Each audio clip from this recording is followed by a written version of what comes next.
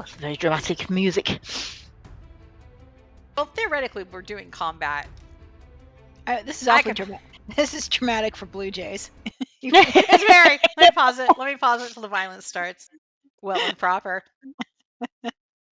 Also, oh, son of a bitch. Let me fix something too.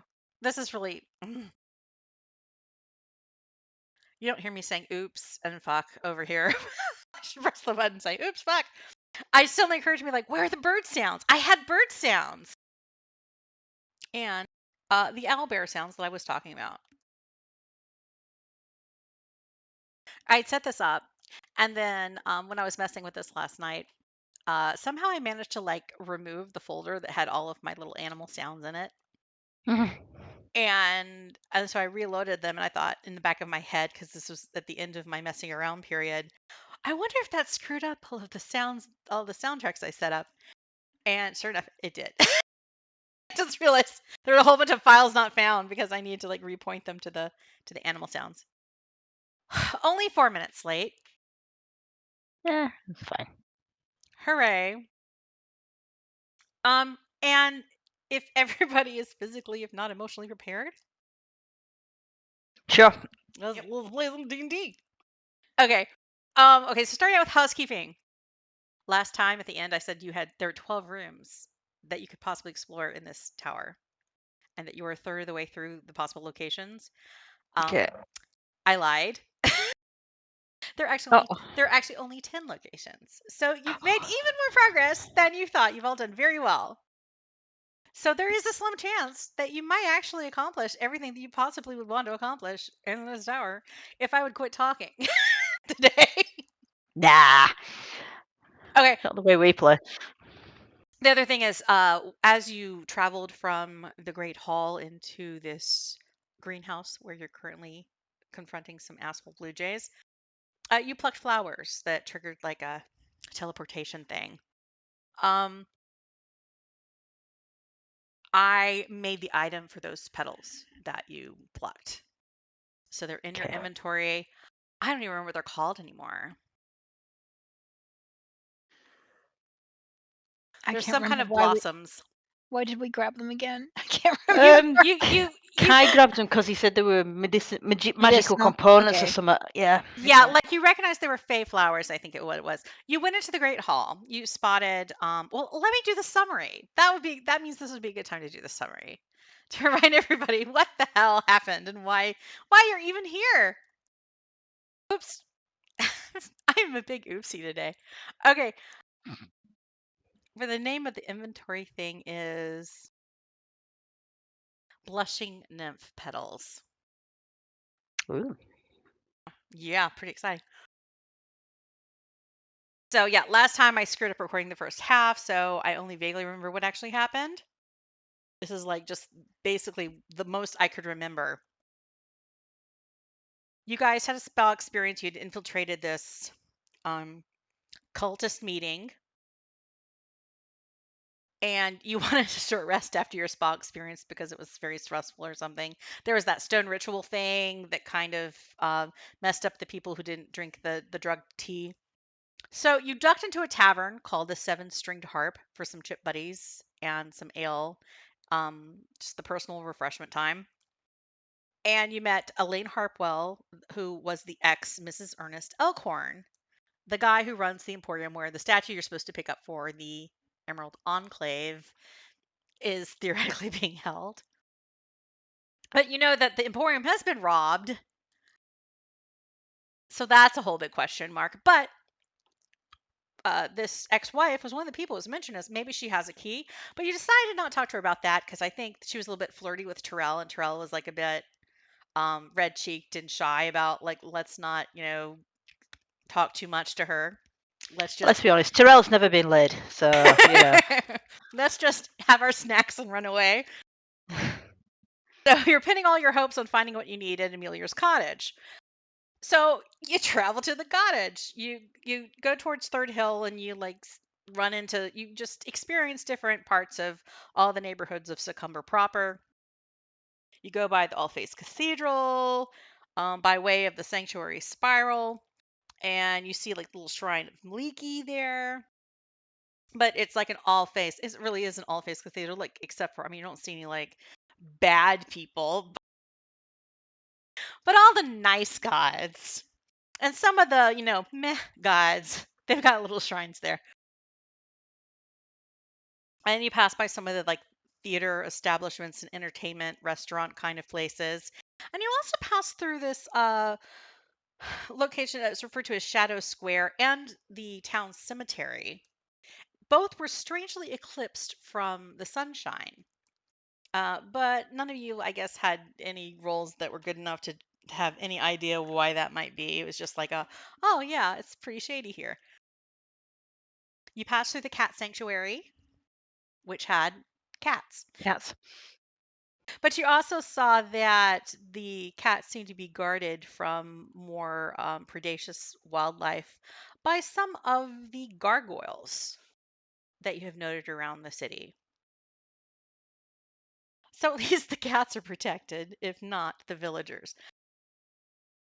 You entered Amelior's cottage, and after some disdainful questions from a bright yellow cat, you were lured into taking a drink of the waiting refreshments there in the parlor. And the cat promised you it wasn't poison. And it wasn't poison. It was magical, though, and you shrank into tiny stature. So you distracted the cat with some dancing lights and made a break for it out of the parlor into a mouse hole. Found yourself inside the walls. So you realized that inside the walls there were some portals, and so you started climbing up, up, up. Kai drank a newly acquired potion of bouncing for this section, and when the group had a bit of a tumble, Kai was able to not take any damage. He just bounced back into place like a little ball shaped wizard. Boing. So you discern 3 portals in the walls proper. And you decided you didn't want to mess with ones that had spider webs around them. So you just went straight towards a bright, shiny one. And you found yourself in a great hall. Now, this great hall, it had many doors in it, but we didn't really get into it because you guys didn't get close enough to examine it. But I will say that these doors, they were more like they were carved, like the suggestion of doors carved into stone. And in that chamber, really the only working door that seemed like a door was the one behind you, that seemed like it was going back in the direction of the parlor that you had come from. You spotted that there were several potted blooms in this great hall that distracted you. There's also kind of like this inlay in the floor. You guys were kind of paranoid about that it was trapped and you were all going to die. Um, but you kind of like were creeping closer and inspecting this area. And so this led you to examine the potted plants. And you realized that the blooms came from the Feywild. They were magical. And you realized that some of the blossoms had already been plucked. So you decided to follow suit. And that's why you're plucking flowers. Once you did that, and I mean, I guess technically Yelena did recognize this as a shrub called the blushing nymph from the Feywild. It is often found pruned in the gardens of the summer court, where she had custody visitations as a child. But as you plucked the flowers, you found yourself transported to a greenhouse, to a wheelbarrow in the greenhouse, filled with many plants, ferns, vines, and a set of double doors. And again, you recognize several plants in this greenhouse garden as Feywild botanicals.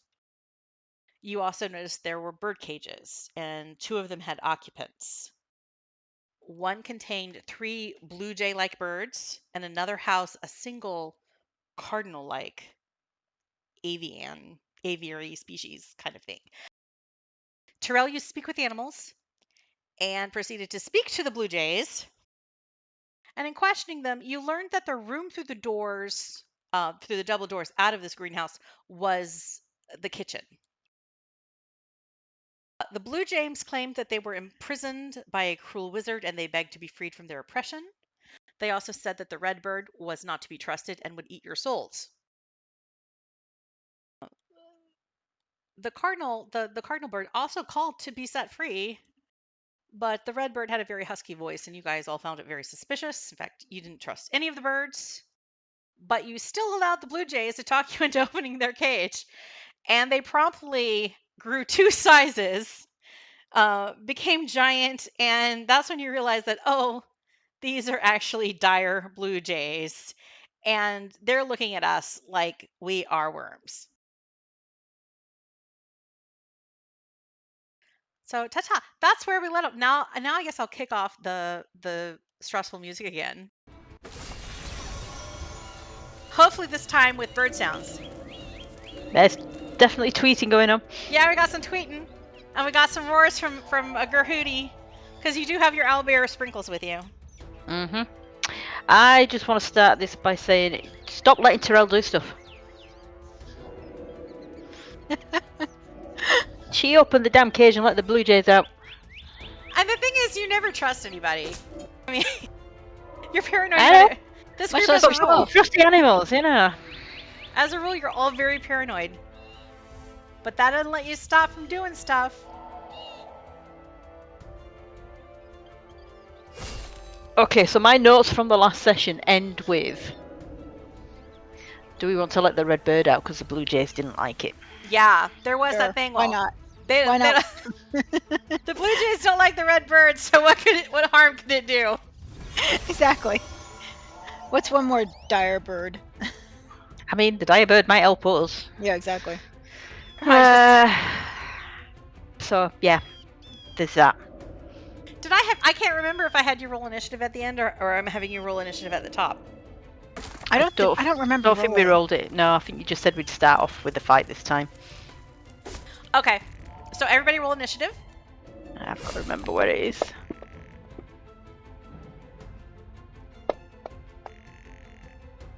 Well, Yelena's starting strong. Terrell's still cursed by dice. yep. I got to change colours again. Oh, Kai's there as well. Is there something in the air where you guys are? Or is there some electromagnetism or something that's Maybe because we started the beer early. What is cursing your dice? Roll for sprinkles too. Oh, yeah. Oh, No, wait, shit. I forgot. We're making sprinkles have the same initiative as you, right? For ease of doing stuff. Sure. I don't think I can open her sheet again. Oh, let me drag her to you. This could all be a function of the latest update because it changed file structure. Did that open it? It did. Cool.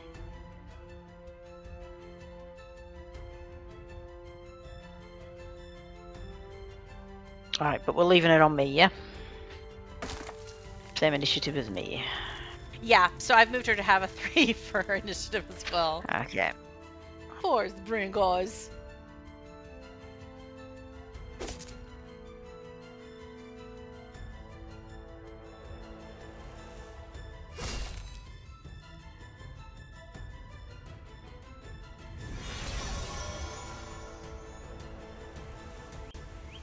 Yelena, you're up first. Well, I figure out what the hell I'm doing.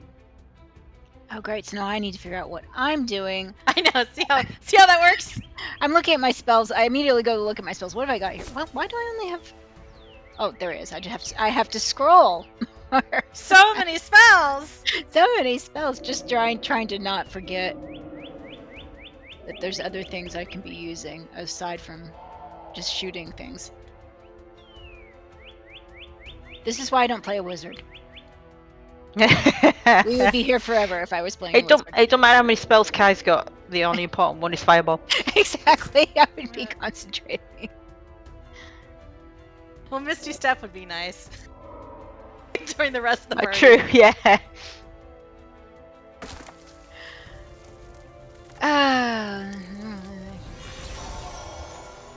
Okay, let's summon for the fun of it. So are these Blue Jays all clustered in? Are they above me? Yes. Okay, so are they like at a? I'm not at a disadvantage to shoot at them. Or do I need to step back a little bit? I would say, yeah. I would say you're not at disadvantage because they're about 10 feet above you. Okay. I'm gonna cast Hail of Thorns. Whoa! What does that do? So next time you hit a creature with a ranged weapon attack before the spell ends, this spell creates a rain of thorns that sprouts from your ranged weapon or ammunition. So one bonus action, so I can do this with a bonus action and I can still shoot. So that's cool. Sweet. All right, so I think, do I drag this over to one of the critters?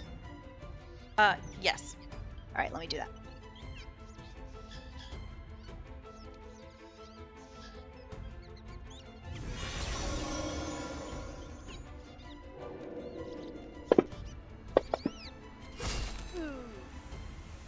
Oh, well, Nice. shit.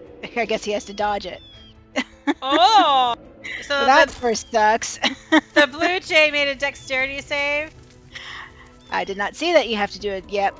Dex DC 8. So, boy, he saved on that one. Oh, so. no, wait. You've got to have... It's got to be higher than that. But he rolled a 20, so it pretty much did save. Yeah, exactly. Damage. But- Dex DC 8H. Is it what's the dex? Okay. My dex. No, Which would be- it'll be his dex, won't it? Well, he's got to beat my dex, I guess. Is what And it's- between us, every creature within 5 feet of it, so technically everybody has to make a dexterity saving throw. I mean, Oh, all the birds. oh. All That the was- birds. But the DC should be higher than 8. Yeah, I It think says DC 13 on my yeah, screen. yeah, it should be DC 13. Yeah, okay. Then that's what it is. I don't know why it says 8 on that. I can't read things here. I don't know either. I don't know why there's an 8. But you can drag that to the other 2 birds. You got it.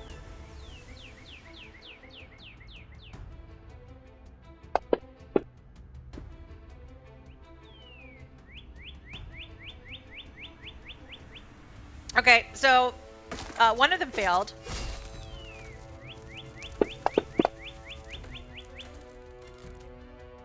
Two of them failed. So the backbirds, the birds in the rear, upon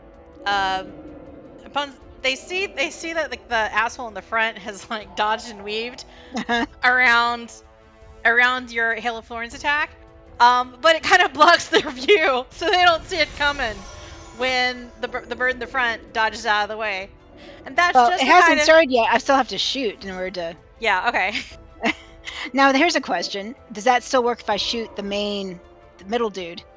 Is that still going to... Oh, does it have I to have to actually land? Does the hit have to actually land? Because maybe this might be independent.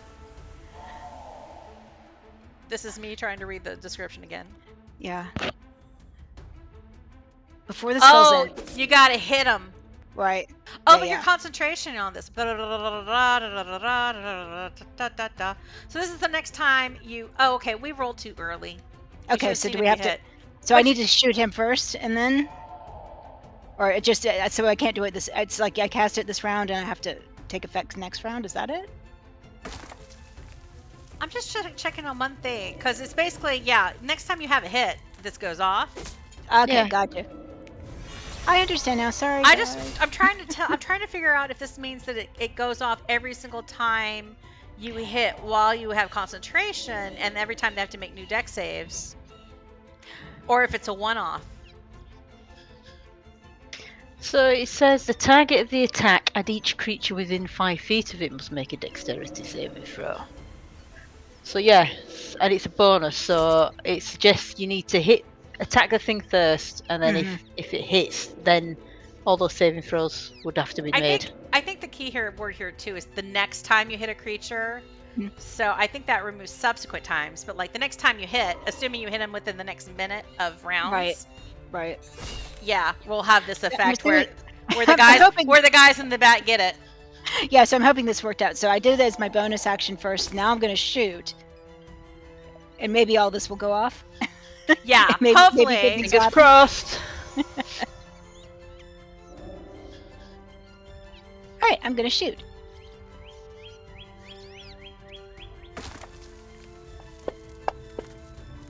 No! I get another shot.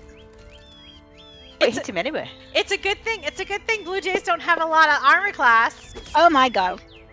Oh, did I hit? Oh, okay, cool. Yeah, go for it. Yeah, a 12 and a 13 hits the dire blue jay. Nice. So you get to do that 1d10 damage to the guys in the back, as well as the damage that you do from your arrows landing I mean, on the guy in the in the front. Yeah, the guy. Yeah, and he takes half damage. Yeah. Yeah. Okay, since we did all that. So where do I do? Just roll a 1d10 on both of these guys, on the guys in the back. Yeah, roll 1d10 on the guys in the back. Oh, come on.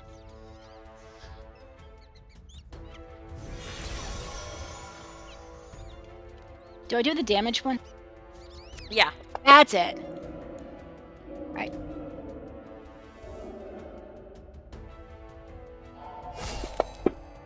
I'm gonna guess by the fact that he's wounded, they don't have a lot of hit points either. For dire animals, you'd think they'd be. Wounded is just basically they've taken damage. Oh, all right, fine. Bollocks. So they've taken 1 Oh, damage. yeah. They're wounded. Yeah, I don't know if this is right, but we can actually see the hit points in the combat tracker. Oh. Well, now you know they have more than 4 hit points. Yeah, shame. I think that's a feature of the latest update, because normally I have that turned off. So Or they if anything turned else it on. doesn't work, then we'll know. Like I'll probably have to check settings.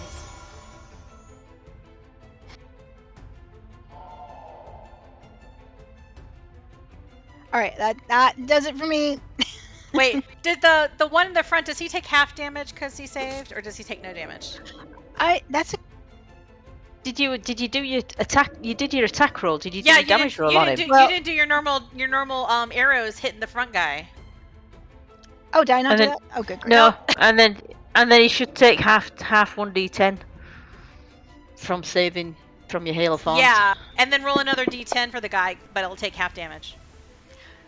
Is it just is it a saving? Okay, that's cool.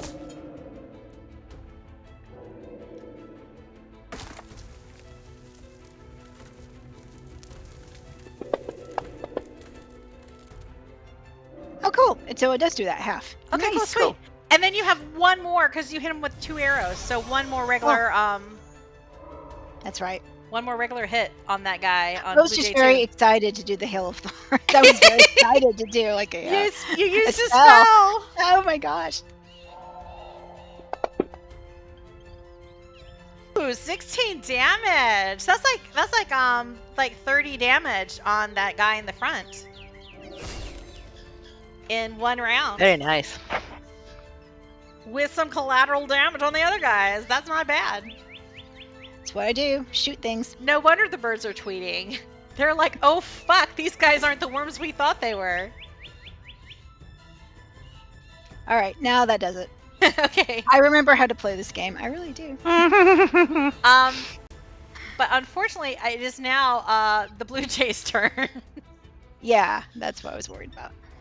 So one of the ones in the back that just got a little bit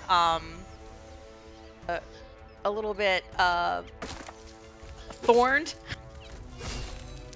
Missed dodging out of the way of the thorns. They do like they kind of fly out a little bit, and then they like dive bomb you from like about 20 feet away. And they do a bite on you with their serrated beak. They don't poop on me. They don't poop on you. They just chomp down. Ow. And with a 22, they do hit. Can I do a reaction of protection to impose disadvantage on the attack roll? Oh, I forgot something. Because these Dire Blue Jays have pack tactics, so normally they would have advantage on that roll. So doing that would just put them back down to a normal roll. Oh, well, bollocks. So Okay. nothing would change. Thanks for reminding me about pack tactics. Shit! I'm just gonna stop talking. And Yelena, you also need to roll a Constitution saving throw.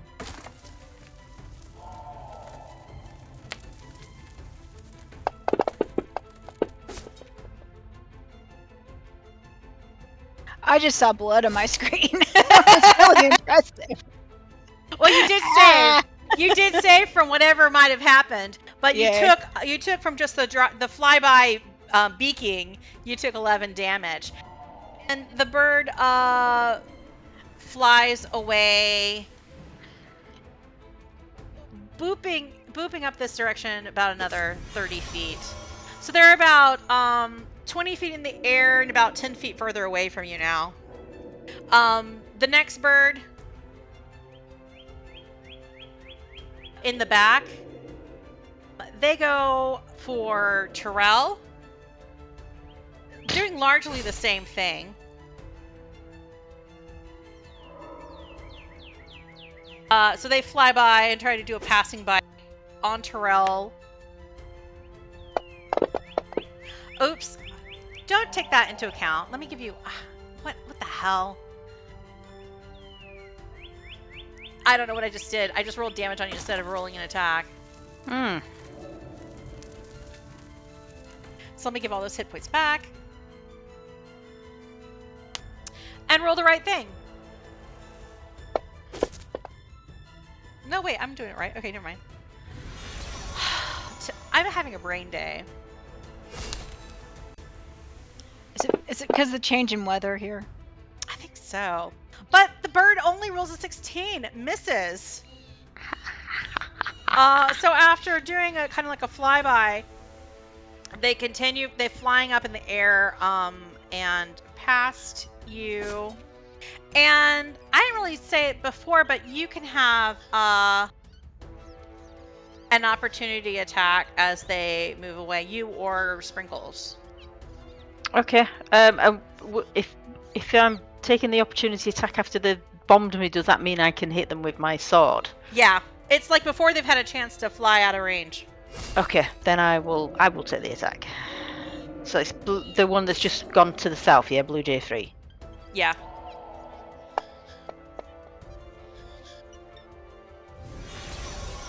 Oh, okay. So you hit.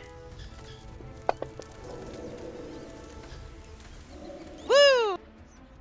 Oh, that thing's working. I didn't think that was working last time, or maybe it's just been so long since you guys have been in actual combat because you keep like bypassing combats by being sneaky that I forgot I had that animation stuff turned on. I thought it were different. Okay. I think we might have had that on when you were going through that goblin camp, but I don't think you guys got into a fight there either. No, we talked the way around stuff, didn't we? I think it's been that long. It's been like 3 sessions or something since you guys have managed to get into a combat. So this is why you're just now seeing these little things flash up on the screen. Okay, so you did 11 damage to that blue jay as it flew away. That's its turn. And then this last one is still kind of like focused because it took a lot of damage from what Yelena did. And so it's going to try to peck at her with its beak as well.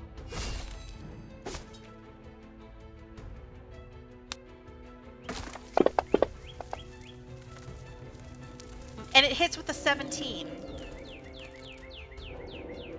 So make another Constitution saving throw, Yelena. Are these poisonous blue jays? But you save.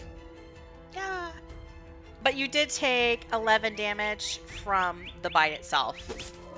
And this blue jay is going to stay hovering right over you now, Yelena. So it's no longer 10 feet away. It's staying right up in your face, adjacent to you. I have a new friend. Yeah. It has it out for you. Now, that is the birds. Kai. So, well, I'm gonna do a fireball. Obviously. Fireball in this magical greenhouse? Yeah. There's so many flammable things here. Is there? Like what? Surely the flowers have been watered, so they're nice and wet. Well, you're like, if they're properly magical plants, they're not gonna burn. That's true, yeah. So yeah, but some nice tactics there to split up the blue jays so they're not all in a nice Nice little bunch. 20 foot radius. But anyway, I'll have a go at blue jay 2 and try and save Yelena.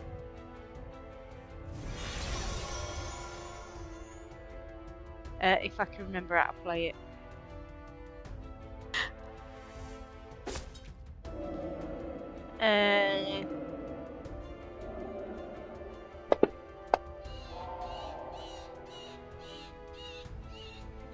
Failed. Shit. That mean they get half damage? Oh no, he failed his That save. means Failed that his they save. take full damage. Oh, that's Sorry, all right. yeah. Thank God for that. I get confused when it says fail. I'm like, oh, fuck's sake. It's bad when you fail. It's good when they fail.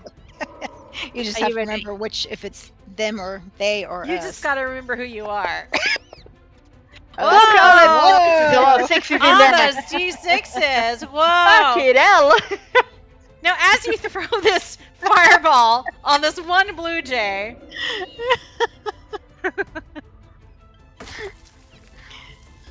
I would hope it's heavy at this point. How much damage have we done to this dude? you see quite a few feathers are singed. And there's a smell of roasted meat, like rotisserie, without the seasoning. It's like walking into Nando's, really. Right now, the bird is still flying just barely, but it's obviously in distress as it has been highly charred. And I just want to say, I really want to go to a Nando's. I think the closest one is in DC. I've never Yeah, been. it's only in the DC and Chicago area in the United States, and they really need to do something about that. Is that all you've got? Yeah. Those are the only places for some reason that have Nando's in the States. Come over to ours. We've got loads around here. I guess people who are in like Seattle or something or close to the border can sneak into Canada and get it. Because I think it's in Vancouver. But yeah, we're oppressed. No. Yeah. We're oppressed for chicken. So, I think where we live is the perfect place for them to open up Nando's. I mean, oh, but I'm distracted by chicken. While this Sorry, happens, that was my fault. when the fireball, I mean, obviously Nando's is distracting. The deliciousness, but but as Kai lets loose this fireball and scorches the bluebird, you hear this kind of like cackling, happy chirping coming from the red bird, from the cardinal in its cage, and it's flapping its wings almost like it's clapping.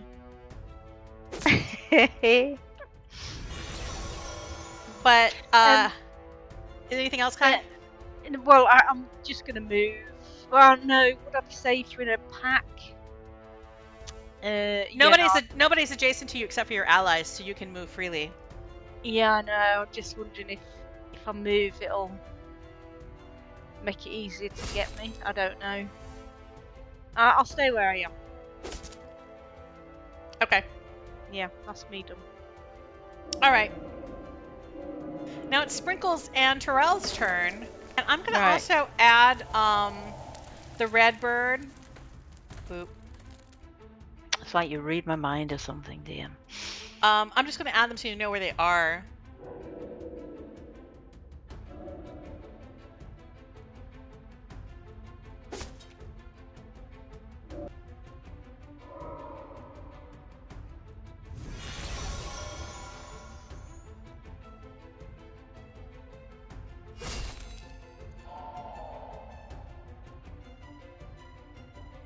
Can you see it? Yes. Okay. That is that burb. That burb. Oh, I forgot to make all of these birds hostile. That are hostile.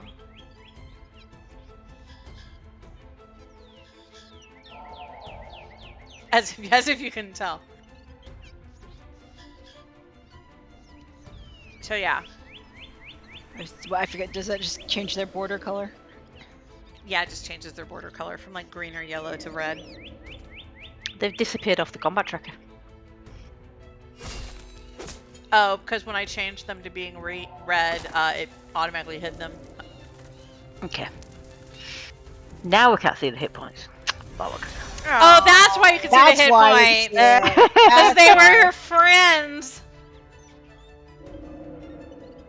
Yeah, Right, like so yeah. Allies you can see. okay, are they still like in the air? So Sprinkles won't be able to reach them. The only one that Sprinkles could reach is the one that Kai just set on fire. Alright, then she's going to go take a bite out of asshole number 2. But I can't move her, so Oh, now that maybe is a setting. Let me check something and see if I can revert it. Because I remember there was a specific setting that didn't, from the description. I don't remember exactly what the setting is, but I remember the description did not make it sound like it would have anything to do. Okay, where do you want her to move? And then, do you want her to Just- move next to the Blue Jay? just stick her up. Yeah, I was going Okay. to say stick her above me, but anywhere adjacent to the Blue Jay is fine. I can stick her above you. Have her squeeze Okay. between, or she's sitting on the bench to get herself Okay. higher. Yeah, there we go. Bit more And reach. I'm gonna Google the answer to this question because I don't remember the name of the setting anymore. Okay, so she hits it with her beak, so she takes a chomp out of the scorched delicious chicken. She could have done more damage. Right, and then her second attack, she's going to try and take a wing off.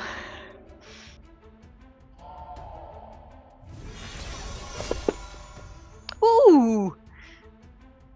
He's dead. Nice. Oh, did like Sprinkles absolutely slam that burb? Sprinkles was amazing. Ooh, Sprinkles is amazing. What a good Nice. job. What a good job.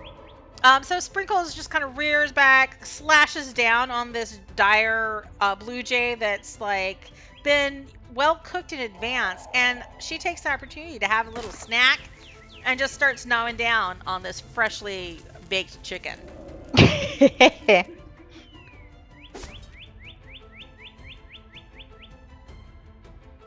And And that that's is her. So on to you, Terrell. Okay. Alright. Question to the group before I decide what to do. Do we want to let the red one out?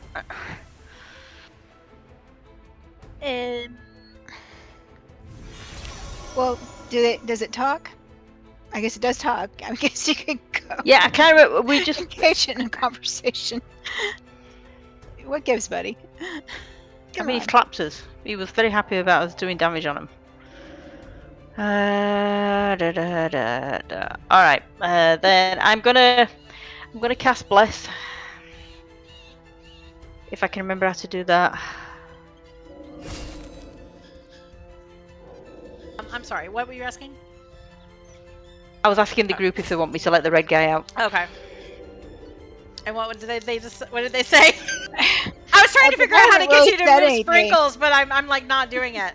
So I think we're going to table that till after the session or break time. Right, so according to the measurements, he's 25 feet away. So I'm going to run down there. Oh, why has that done that? Oh, because I put control pressed.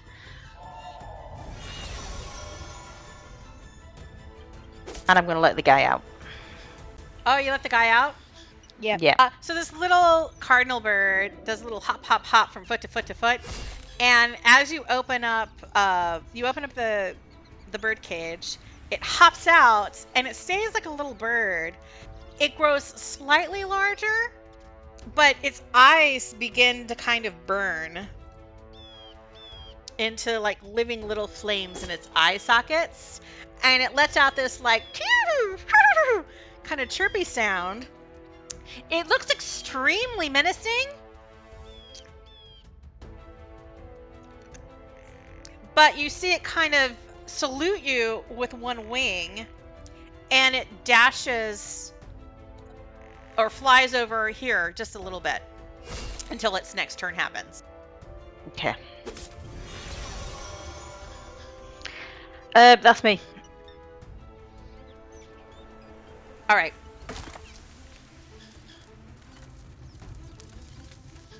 Top of the order, Yelena, you're up.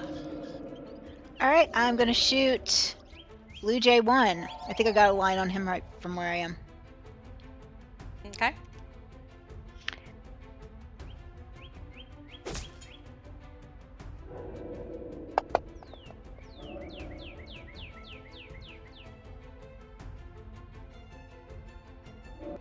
All right. You hit with a dirty 20. Nice.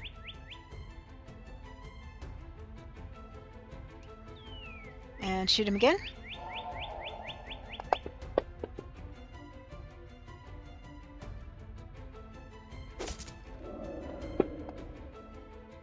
Oh wait, was that a natural 20? I think that was a natural 20. It just didn't report it to me properly. I think I have to drink a shot of this moonshine stuff.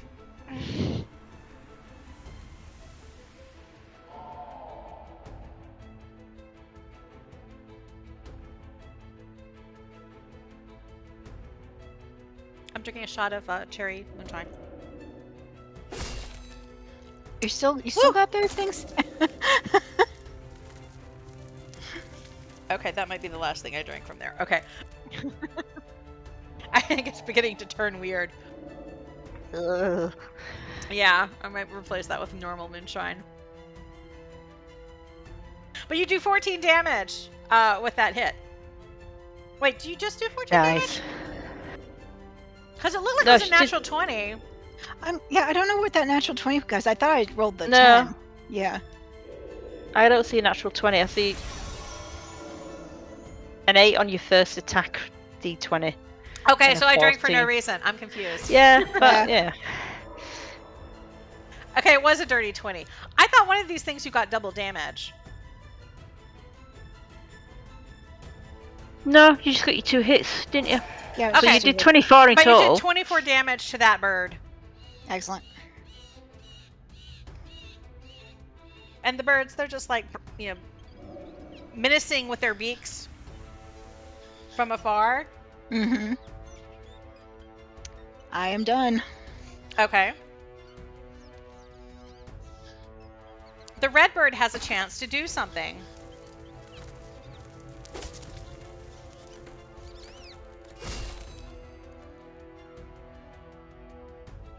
It flies towards the bird that you were just shooting at. And it blah, blah, blah, blah. It does a bite and it does a claw attack.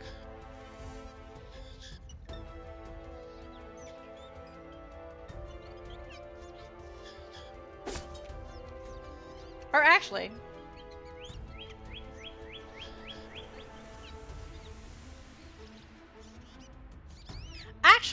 the bird kind of sets it up, flying about 10 feet higher in the air, and pointed at this bird that you were just shooting at. Its eyes begin to light up, just whirling with fire, and then this like laser beam ray of fiery light comes shooting out of its eye sockets in a 5-foot wide line straight for that bird. And it now has to make a dexterity saving throw as this fiery beam shoots it.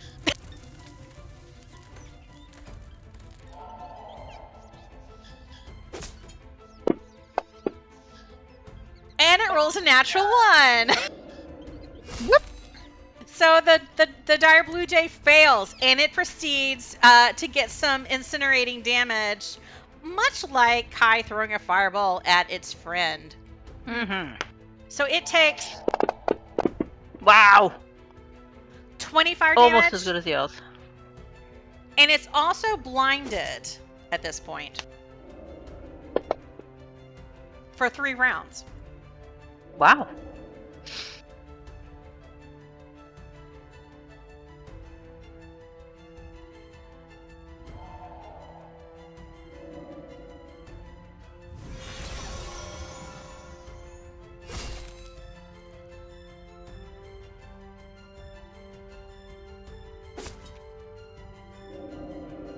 Okay, I just had to put a duration in there.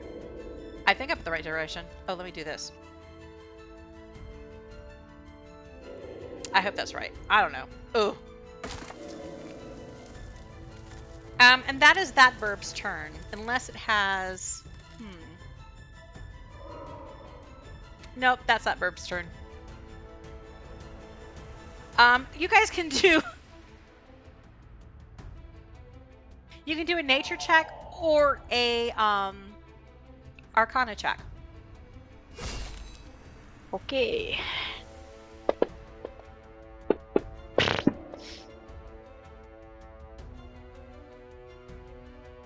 And yeah, none of you know jack shit about what this bird is. This bird is awesome. Is what this bird is. You're like, hey, it's a bird that shoots fire. It's obviously cool. It's a dragon wannabe.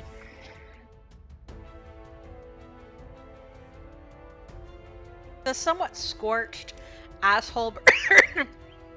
I'm sorry, I'm like coughing. I don't want to cough in your ears though, but man, oh man, it's blinded. So it kind of flails around, and it lets out some calls, and its friend calls as well. So it's going to fly towards its friend's voice in a straight line.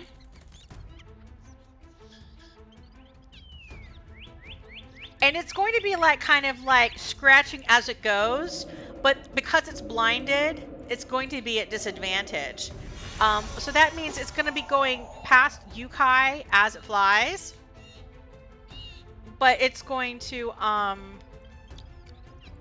be an attack at disadvantage. Does Kai get an attack of opportunity? As it flies away. Right. But he'll have to like attack with a weapon. Unless he has Warcaster, which I don't think he has. No.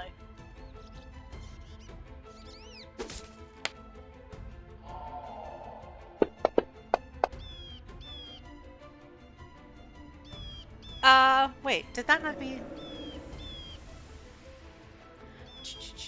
That doesn't look like disadvantage. What the hell? Let me roll again.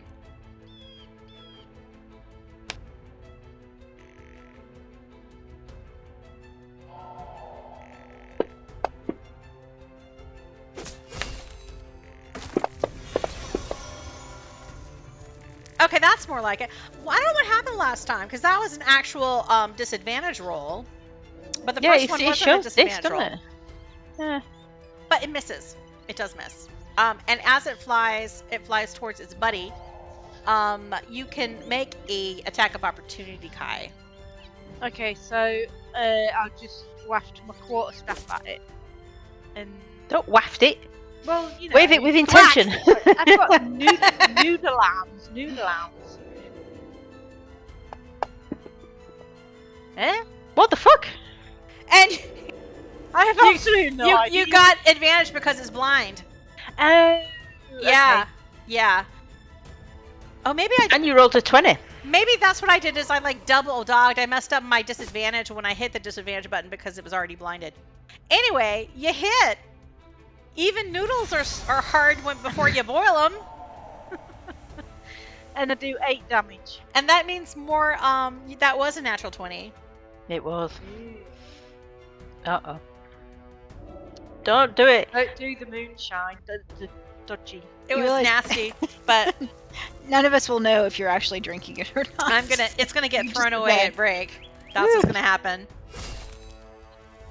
I have 2 jobs for break. 1 is throw away this nastiness, and 2 is to figure out why you can't move sprinkles. What setting is that? So you do 8 damage. Mighty thwacking wizard. So that's that Blue Jay's turn. And the one that remains, it's gonna kind of move between the blinded bird and its friend, but it's gonna go for you all the same, Kai. And it's gonna try to take a big chomp out of you. Okay. And I forgot that was supposed to be pack tactics. Dang it. Hey. Okay, I'm rolling again.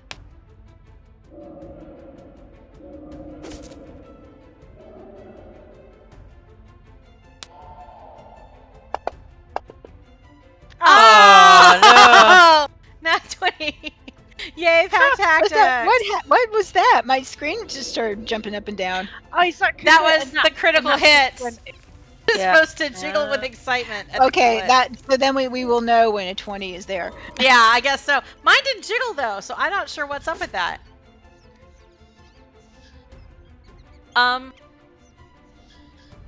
So. Oh, and so Kai, make a Constitution saving throw.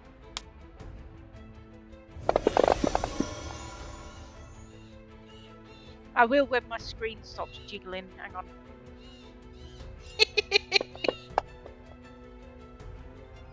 But 21, you save. Yay.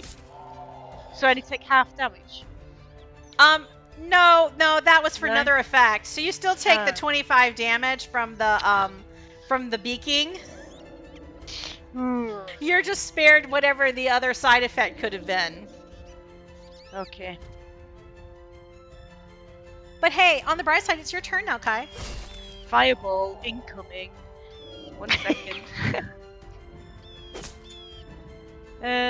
Right. So this is like a radius sort of thing. So do I just attack one and then apply the damage to both? Yeah, like if you're they're within range so that you could hit both of them with a fireball. Yeah. So both of them will have to make saves. Right. So I roll the attack on both of them then, yeah? Yeah, or if you want, I can just do dexterity saves. And you can wait and roll damage. No, you can go ahead and drag it because that'll automatically have it if necessary. Whereas if I do it, you have to do everything manually. Yeah. I can't figure out how to work. Oh. Jeez. Okay, so one of them failed.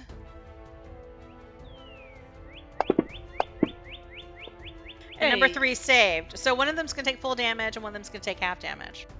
Right, okay. But I think if you drag the damage to both of them now, it's going to automatically apply. It's going to have the guy who saved automatically, I think. Okay, so the one that's been burnt and hit by arrows and stuff and that whacked with your quarterstaff, the one that's blinded, that bird is now fricasseed and it falls to the ground. A little smoking hump of dead dire blue jay. Smear of blood. Oh, I didn't mean to do that one. Hang on. I can just go ahead and apply 17 damage to the other one if you want. Yeah, okay.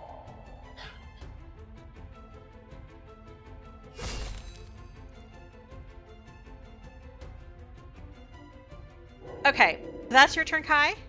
Yes. Back to Sprinkles.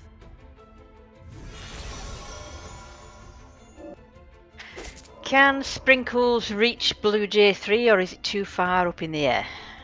Blue Jay 3 is the one that was close to Kai.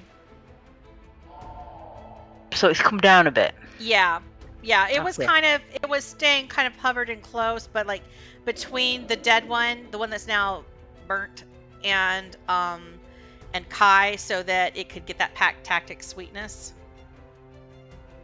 So I'll say that, yeah, especially if Sprinkles is attacking from the bench for like those extra couple feet. Yeah, do you want to just move it down next to Kai then? Yeah.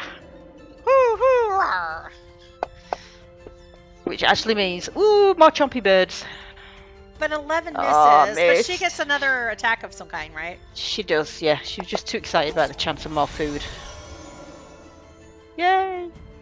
But the claws hit. Wow, she's doing well.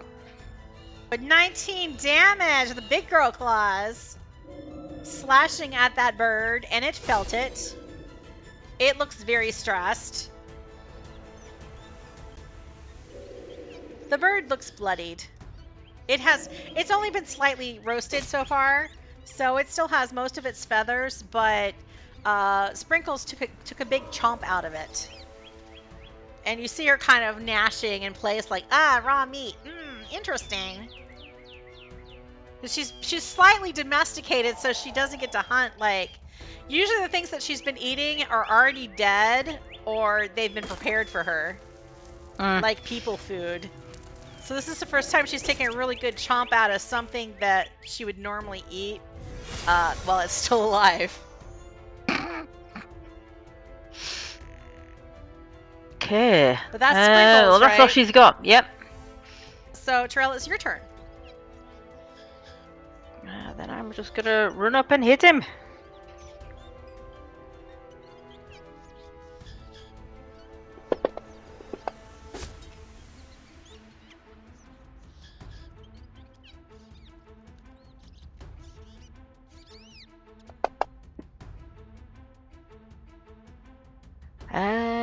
Do I have a multi-attack now? Do you have a what attack? Do I have an extra attack now? Yeah, you do have 2 attacks. Okay, then I will just hit it again. We might have forgotten that your last turn. Yeah, I know. Yay. Boom. Okay, so with your Well, it second... makes a nice change. So you hit hitting with both him more than attacks, once. right? Yep. Oh, things are looking bad for this dire blue jay. Things are looking dire for the dire blue jay. Like, you can tell that you're picking up things that this, with the way its head was jerking about, like it was starting to think about escape after that last chomp that Sprinkles took out of it. But you're kind of closing off the conversation with all the damage that you've done, and it's like on its last feathers. Sucker. Right, that's me. Top of the order with Yelena. I guess I'll just shoot this dude.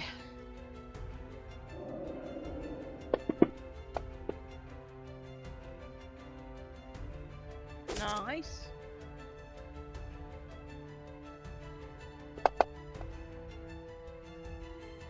And Yay. Yelena shoots that bird out of the sky. Kind of just like falls.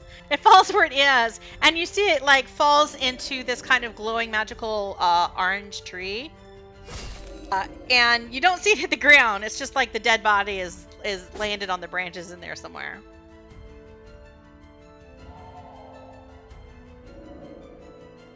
Now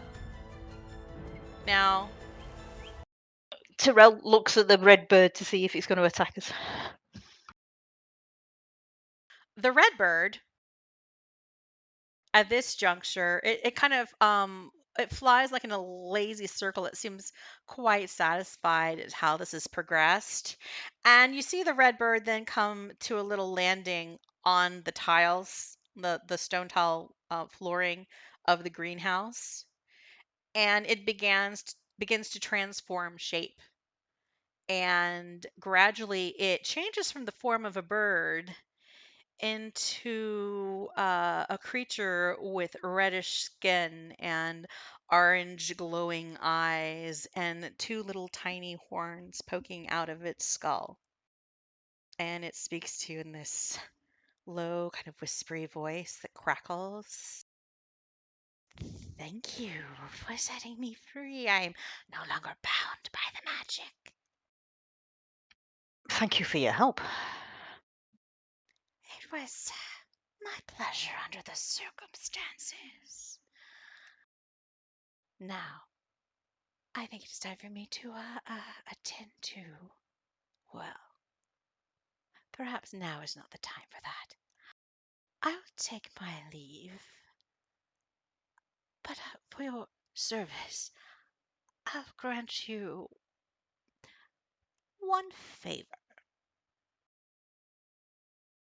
And you see this, you see the creature kind of hold out its hand, and flames begin to rise from its fingertips.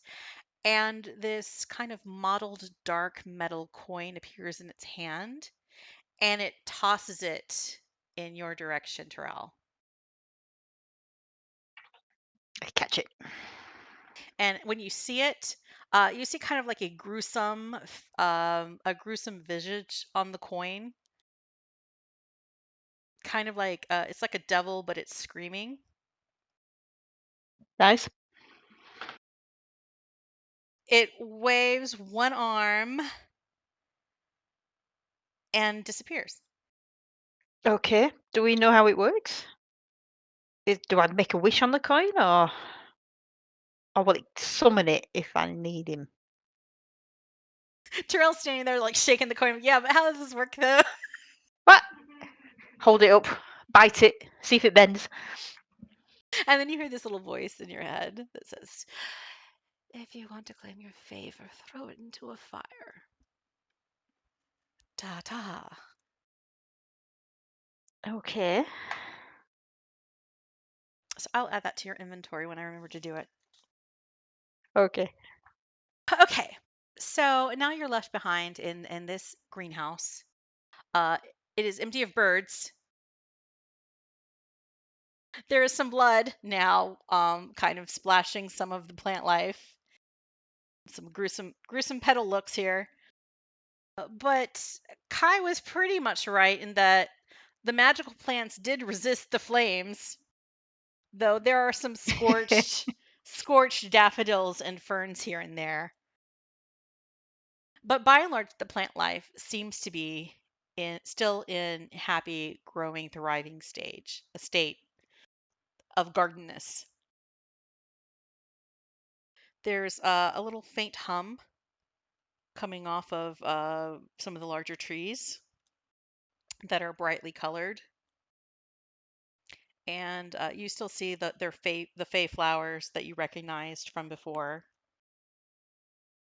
Peering in and around the bird cages where the birds were held, Kai can now make out that there were some runes inscribed on the inside of both of these bird cages, but it would take like some additional study to really reason out what the runes, the magic was doing.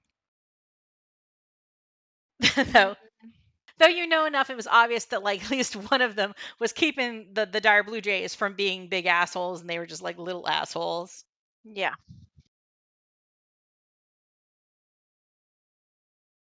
But you're left. You're here, able to like do what you're gonna do. No, what shall we do now then? Well, we want to look for a key, don't we, or anything that would suggest, because we don't know where the key is, so we don't know if it's been hidden in anything. That's what we've been Yeah. doing as we've gone along.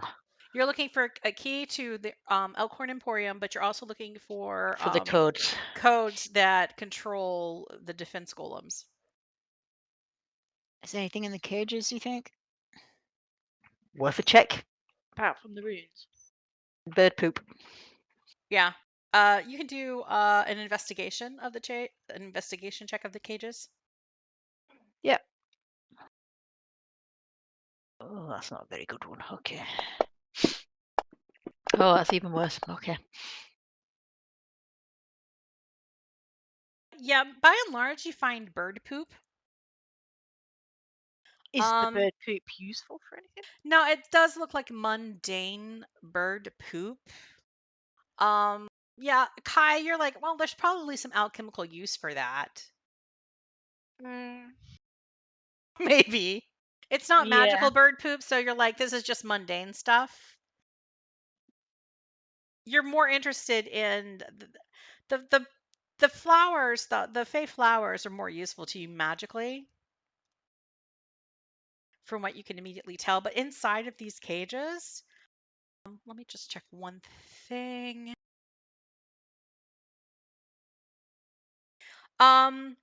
Looking in the cage that belonged to the red bird,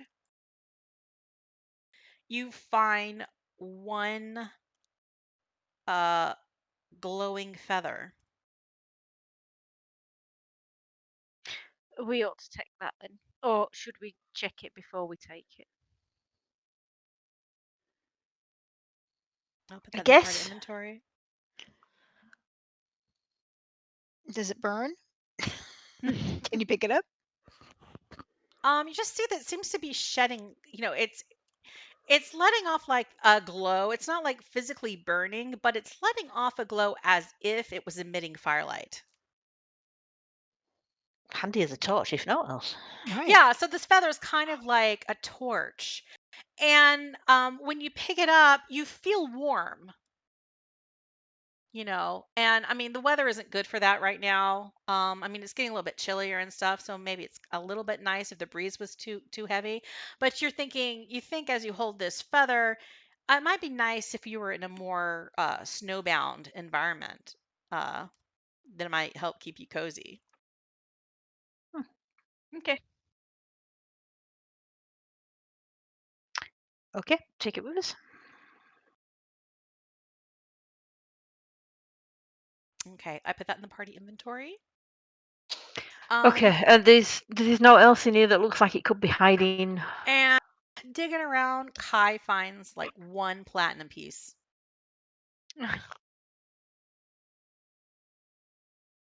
Should I pick some flowers while I'm here? You can do an arcana check to see if you can identify any of the things that you aren't familiar with. But you do see the Aster Sanita, which was something you can make health potions out of.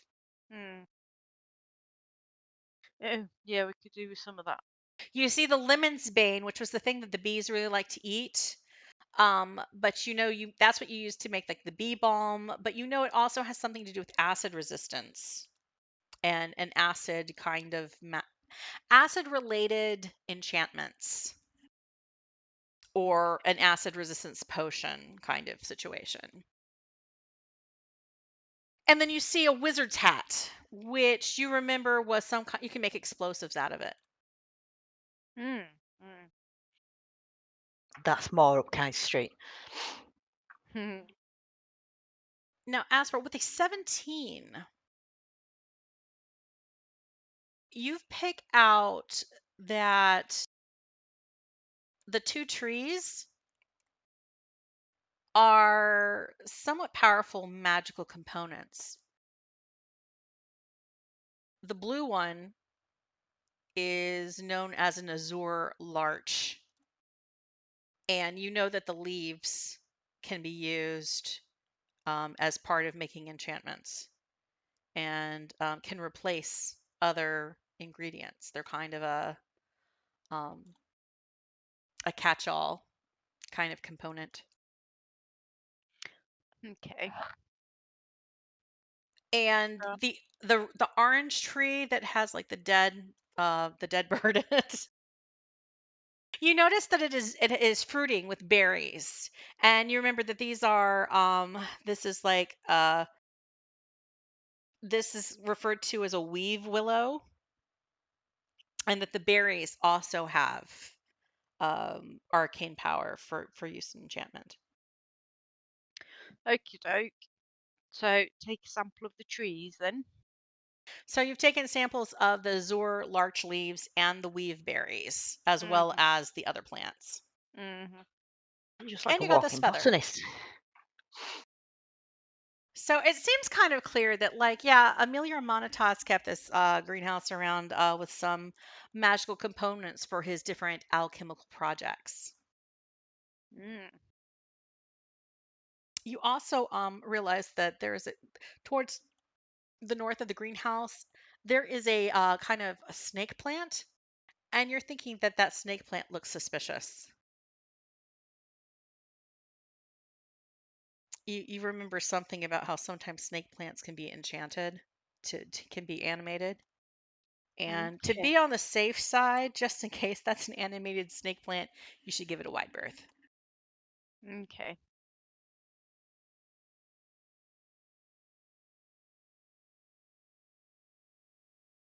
All right. So you've looked around the greenhouse.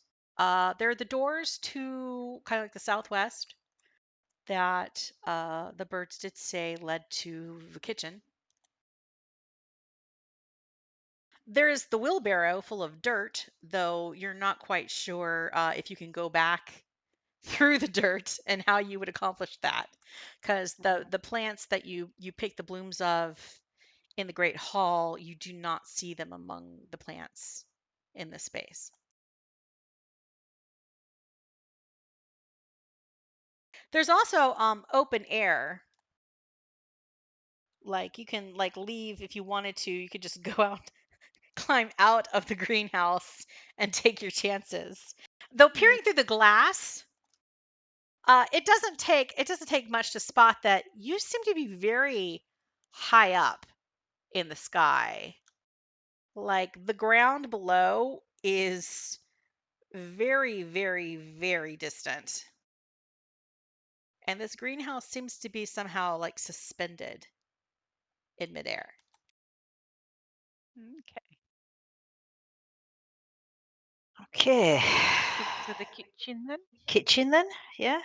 That works for me. And we will head for the kitchen. I mean, All that's where right. I keep all my stuff anyway, so All your good stuff. yeah. You scooch through the door.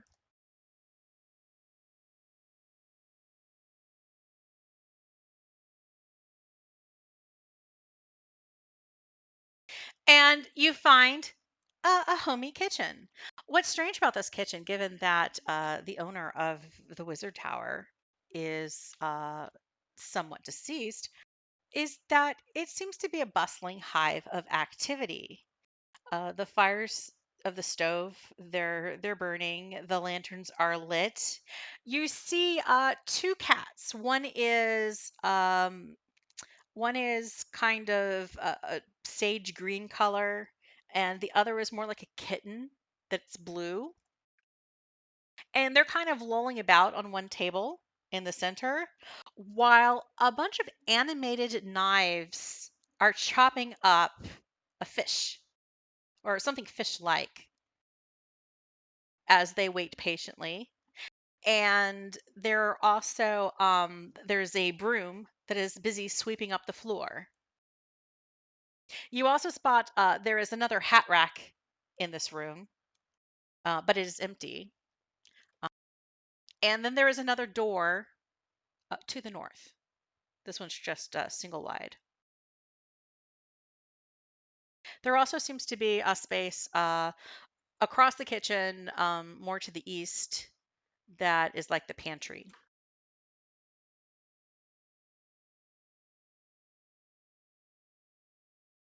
So we should have a rummage round in here to see if there's a key or.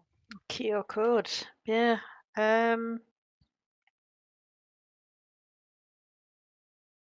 Or a kitchen drawer from hell. Where. That has everything shoved in it. Yeah, exactly. That's Everybody's what I got mean. one of those. Yep. The little blue kitten notices you come in after it's kind of like been rolling around on its back and just kind of goofing off, playing with its feet, like doing like I'm amazed by the world kitten stuff. The other cat, the older one, just kind of looks at you, gives you like a blink, and kind of pretends like you don't exist. They just go back to waiting for their food. But the little kitten jumps off of the table and it kind of prances over to you and then hops back up on the table that's closest to you. Um, and they kind of like blink. And then you see them start to kind of like float. And they float up and they like start looking at you in the eye and they're like, "Hi, are you the visitors?" You just hear this like little voice in your head. "Hi, I'm tall." Can I just gently reach out and scratch him under the chin? Or her? "Ooh, that tickles." I don't do it too much more. "You the I don't know. visitors? I don't know if tickle's good or bad in this scenario. Are you the nice visitors or are you the naughty ones?"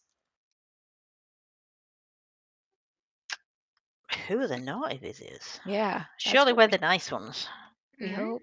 I hope we're the nice ones. Well, I know Yellow said that there were some people that they let in because they thought they were okay, but there are also some people fooling around in the naughty sub basement, and they aren't supposed to come in because they don't have permission. And if we see the naughty ones, we're supposed to call alarm, and so the security can get them. But uh, the nice ones we're supposed to let do their thing, and well, Amelior will figure it out. I look over at the other cat, assuming that's who Amelior is. The other cat, you see it's kind of flexing its claws, but like not in an aggressive way. It's more like it's looking at its own paw and kind of flexing like it's actually studying how it works. And you realize that there's like this extra little gleam of intelligence in this cat's activities.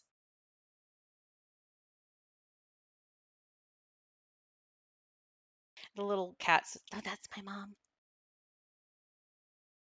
She's distracted. There's something about a ring that's occupying her."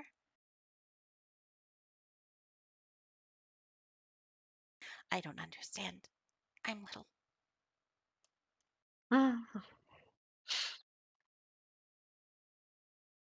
"Wait, are you naughty? I forgot. Did I ask? Are you naughty? I probably shouldn't have told you about the ring if you're naughty." "Oh, should I call security? Oh gosh." No, Mom? We don't think we're naughty. "I might have done something bad, Mom. Are these the nice people?" You hear the cat crawl like a little meow.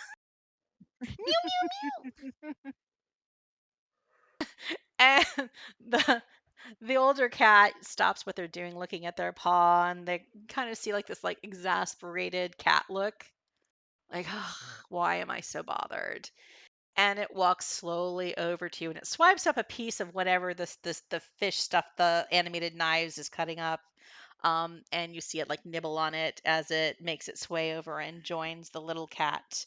And it just kind of blinks, puts one paw on the kitten, kind of moves, gestures for the cat to rejoin her, and the little kitten floats back down, sitting next to its mother on the table. And you see the mother like just put one paw on the kitten's forehead and says like, "Simmer down, kid. Just calm down. I will handle this." And the the greenish cat is like, "So, my child had a question. Are you the nasty ones, or are you the reasonable ones?" Well, we think we're the reasonable ones. Hmm. What makes you think you're reasonable? Well, the yellow cat downstairs let us in. My little kitten has been just jabbering off at the mouth, and they kind of told you about the yellow cat, said that okay, Yeah, people but are allowed okay, in. he So that's shrank not us. really proof. But he shrank us, so Oh, so you know about. Okay. Huh. I mean, Let me see your hands. Hold them up. The owlbear too. look at Sprinkles and sort of like gesture to her paws. Sprinkles like rears up on her hind legs, and she like puts both claws in the air, and the mother cat is kind of like, "Oh, the owlbear isn't a candidate, but you have the fingers for it." The cat holds out its paws as, "If I had the fingers, I would have already taken care of this problem. But look, see, my fingers aren't right. I can't wear a ring." Not as a ring on those little bean toes, no. Yeah, that's the problem. You see, I have my carpals and I have my metacarpals, but look, the proximal, the Why do you distal. need to wear a ring? Well, Ernest is completely ruining everything. He was supposed to take care of it. But I don't know. He acted like he was all sad or something about Amelior dying, and well, anyway, he left the ring and he hasn't taken care of business. If you see the ring, please take care of business. We, the kitties, can't do it. We're cats. And I know that we're fabulous and wonderful, but well, we just don't have the hands. Was Amelia the name of the wizard that is supposedly dead? Oh, he's dead. Am I? Did you ask the cat that, or are you just No, I was just trying suppositioning to to remember if that yourself? was his name. But all right. Amelior is the wizard. He's the owner of this tower. He's our So you're creator. saying, So you're saying is as if he's still around, but you've just said he's dead. Well, things are tricky. I mean, it's more like a metaphysical question, a philosophical debate, whether one is alive or dead at any given point. But So does Amelior that mean? Amanitas did die, I assure you. It would have been so much easier if he hadn't. And where's this ring that you need us to take care of? Mm, I'm not sure, but it's not here in the kitchen. Okay, It, we well, haven't seen a ring. it might be in the study, might be in his bedroom, but I don't think even if you were allowed in with the tea, I don't think he'd be allowed into the bedroom right away. That seems unlikely. So hopefully it's still in the study. Okay, well, we could go check. Could you tell us how to get to the study? Well, it's past the library, and the library is through that door. Are you looking for something specific? I mean, obviously you didn't Actually, come here looking for a ring. no. Then I will explain to the cat that we've been sent by the town leaders, because the town is under attack and the golems command codes are required to protect it. And obviously there was I'm just wondering if that's who the bad guys, the nasty people. yeah, because they said they were sending someone, didn't they? And they were going to come up did. from the basement. So that's what I'm assuming is down in the sub basement that they've mentioned. We need to stop the nasty ones. The cat looks a Do. little bit repelled by the talk of the what the rods of Succumber ask you to do, and just kind of does this like little hiss, like ugh, bureaucracy. Ugh. Yeah, I know it's annoying, but if the town gets attacked, then it might be difficult to get food. Well, Amelior did make it important to defend the town while he was alive in a body. So, I guess that's okay. Um, the command codes for the golems, he changed them quite often. And last year's his memory wasn't that great. So he'd write them down. Um, they might be here in the kitchen somewhere. Or Oh, in his study or in his bedroom. I don't think you're going to get into his bedroom, but either here or you might find them anywhere. Like maybe oh, stuck in a cupboard or something. I don't know. mm. And I don't suppose you've seen a key lying around anywhere, have you, for Elkhorn Emporium? Uh,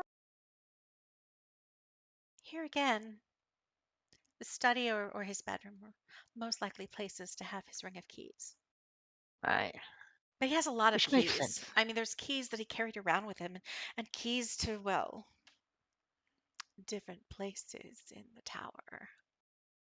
We don't want to take his keys. We just need the key for the Elkhorn Emporium because we think he might have looked after it and the owner has gone away. Oh, well, you should totally have that key because Elkhorn is a stupid head.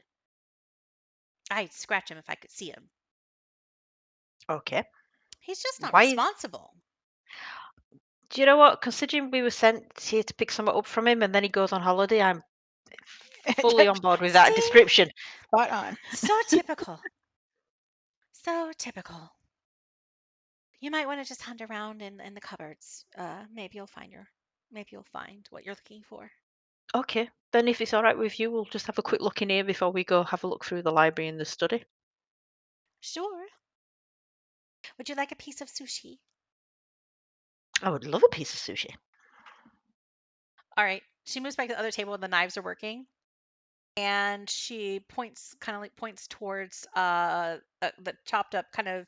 It's you realize now that it's not exactly fish. It looks like it's some kind of eel that's being sliced up by the knives Okay. and prepared like sashimi. Um, I'll go over and grab a piece and try and avoid being hit by a knife.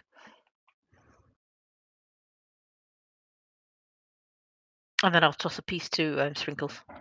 um, so as you eat this piece of sushi and sprinkles downs it as well, your mouth begins to tingle as you chew the Oh, fluffy shit. meat. Why do I trust these cats? And you get this weird feeling that, like, you feel invigorated. This is Like, really good sushi. You think they would and give some like consent, cats? We need consent. you feel invigorated. Like, not only do you feel like you have this like sense that you could be struck by a bolt of lightning and it wouldn't be so bad. Wow. I.e., the sushi is giving you lightning resistance for a while. And so the same for sprinkles as well. But also, there's like this synergy, like your weapon kind of vibrates once you consume this sushi, and you feel like there's like this a synergy between your weapon and this lightning power that the sushi has imbued you with, and that it could add to the lightning damage that your weapon is already capable of for the period Nice. while it's affected. Okay. So both you and Sprinkles have lightning superpowers. We've turned it to storm. And there are a couple more pieces on the counter. I turned to the other guys and said, "This is really good," and I feel really good now. It just Sprinkles' fur just like all stand out now, like big static type thing. Yeah, she does have a little bit of that static feather fur stuff going on. You know, and she's kind of like on all like kind of tippy toed because she's like something weird is happening to her body, and she's like, I don't know what's going on. It's kind of weird, but I like it.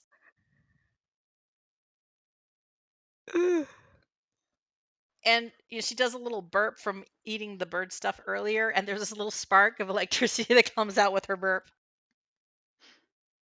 Do you guys want some sushi? If not, I might ask the cats if I can pack it away and take it with me. So I've added all of these things to your party inventory. And I think this is a good time before we continue in this kitchen or go anywhere else to have a little adventurer's break. I think it's Okay. good. Back in what 10? 10-ish? Yeah. All right. Okie dokie. We're back. I'm back too. Hello. I can move Sprinkles now.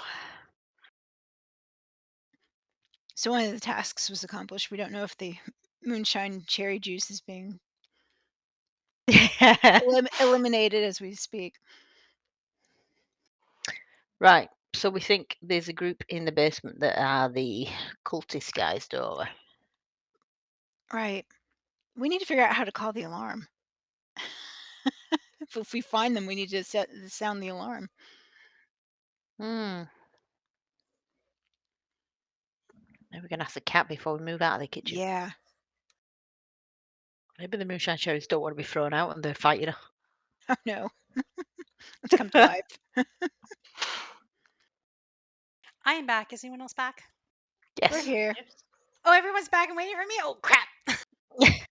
We figured the cherries were putting up a fight. Well, I've thrown that away and just poured a little bit of proper, just straight moonshine.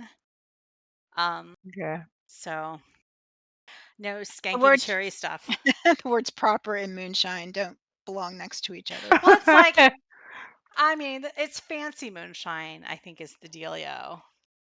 Made in North Carolina, so it's probably good. It is good, actually. I mean, it's white whiskey. It's good. Okay. I think I gave you the name of it once, because it's pretty good for not Yeah, being I think bourbon. you did. For like white whiskey, just being straight corn, it's pretty good. I couldn't stop myself from sipping a little, and nobody rolled anything. Now, during the break, I tried to fix Sprinkles. The I setting. can move her. You can? Okay, great. So Yep. the thing is, I was confused because the setting that I knew had something to do with it was turned on still. But I think maybe it was I think I didn't have her green as an ally. I think I had her in some kind of middle state so I could hide her during that period when she was a goose. And I think that's what the problem was. Okay. I think she was like neutral and stuff, so the stuff that would allow you to move her wasn't turned on.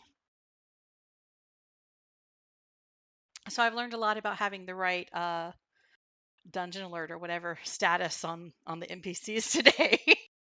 Is very important. It changes all kinds of stuff.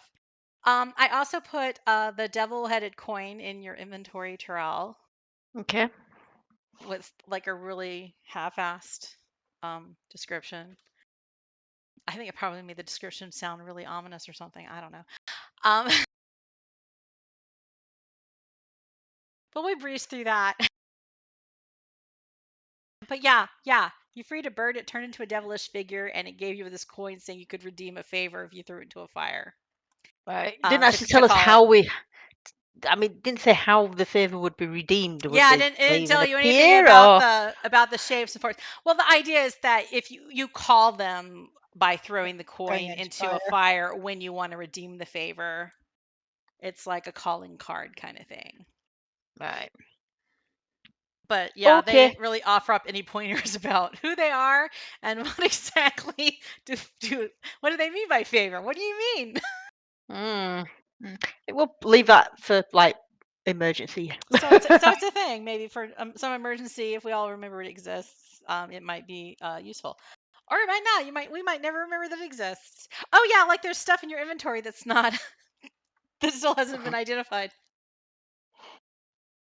That may or may not be useful. I don't know. At this point, I don't remember. I just remember that there's stuff that hasn't been identified.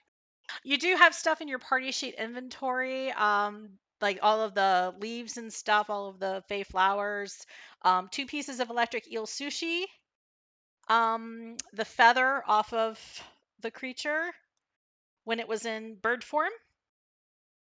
Okay. That's all in the party inventory, so people can grab from there. There's also 600 gold pieces left behind from something. I think that was. You guys might have already awarded yourself that. I think that was from completing jobs for the rods of Succumber, like killing that giant slug and stuff. Mm, maybe. I don't remember. Don't you normally just farm it out to us? I do, and I haven't farmed it out. Let me go ahead and do that. Okay, so you guys should all have 200 more gold.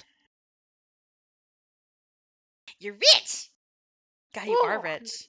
You are rich. Especially because I'm not sure. you finally went shopping at the alchemist shop and you didn't actually spend any money. Kai bartered. Yeah, yes. Oh, yes. Kai bartered way. shapeshifter parts. So all this Right. money and nothing to spend it on. So you're in the kitchen. You've been talking to these cats. This cat and its kitten.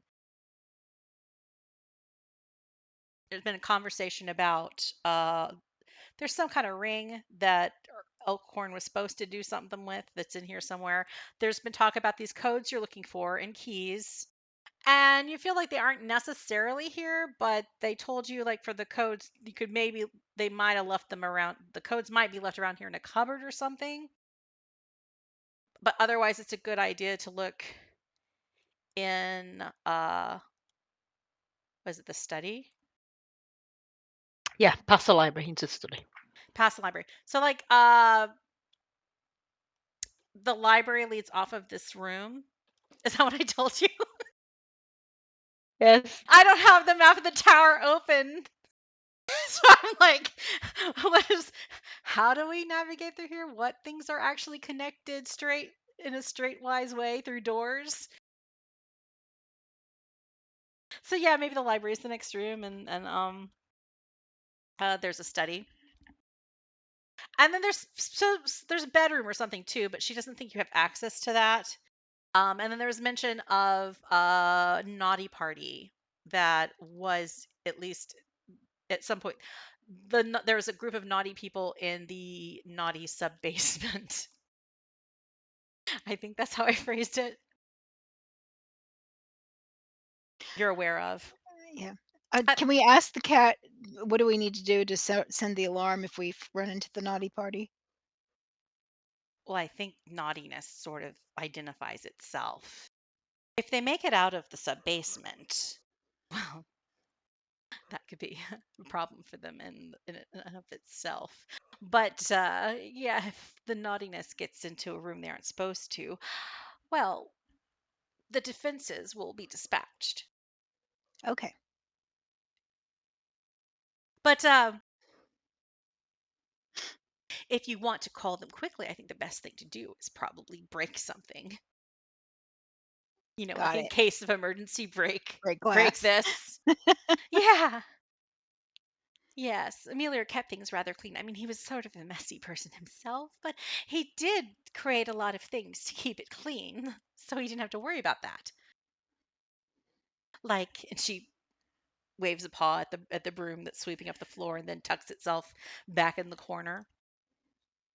The knives have finished doing their work and they set down. They're no longer cutting up. They just kind of line up and they're now soldiered on a like one of those knife magnetized little knife strips against one wall. And you see the kitten has come around to Sprinkles and looking at Sprinkles inquisitively and kind of rears up on the table. And you hear this sound like, I'm big too. I'm as big as you. And the kitten kind of like rears up and like raises its paws in the air and does some little like clumsy swipes with its forepaws in Sprinkles' direction, but like not anywhere where she would remotely be close to touching Sprinkles, but just kind of putting on the performance that like she's really impressive. I'm big. Bless her. And you see Sprinkles try to do it too. Another little sparkle of electricity comes out of Sprinkles' mouth from the sushi. Mhm. So you can set to searching around the kitchen if you want to look around Yeah. Yep. for anything. The mama cat starts to kind of herd up her kitten and she's like, they've had some sushi now, and they're like, it's time for you to settle down for your nap. And the kitten's like, oh mom, and takes kind of like glances at I think it was Terrell and Yelena who had damage. You look a bit worse for wear. You might want to try some of the tea. And the cat kind of nods towards one little canister that has loose leaf tea in it, and um, it's labeled mystical tea. Well, the sushi was good. And you see So that on the stove there is a little tea kettle that looks quite fanciful. Yeah, let's make some tea. Yeah. Have a cup of tea. Tea and sushi.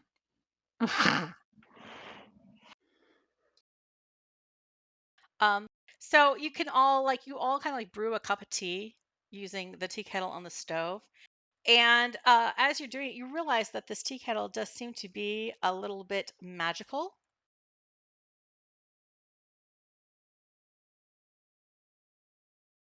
they call Mrs. Potts.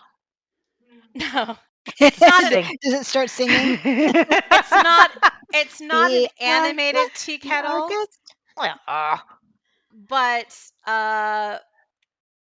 Yelena recognizes signs that she's seen a tea kettle like this before. That this is the kind of kettle that they usually have in the Feywild for tea, and they tend to refill once once they've been activated. They tend to refill over the day, or each day with a certain amount of piping hot brew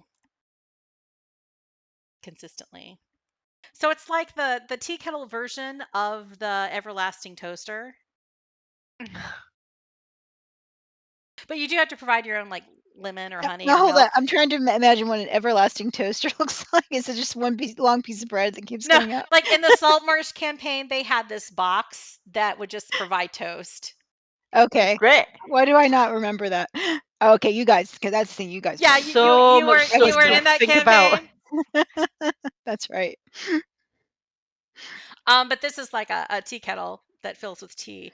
And the thing about this tea, as you drink it, you get 2d4 plus 2 hit points back. So 2d4 plus. plus 2. Oh, nice.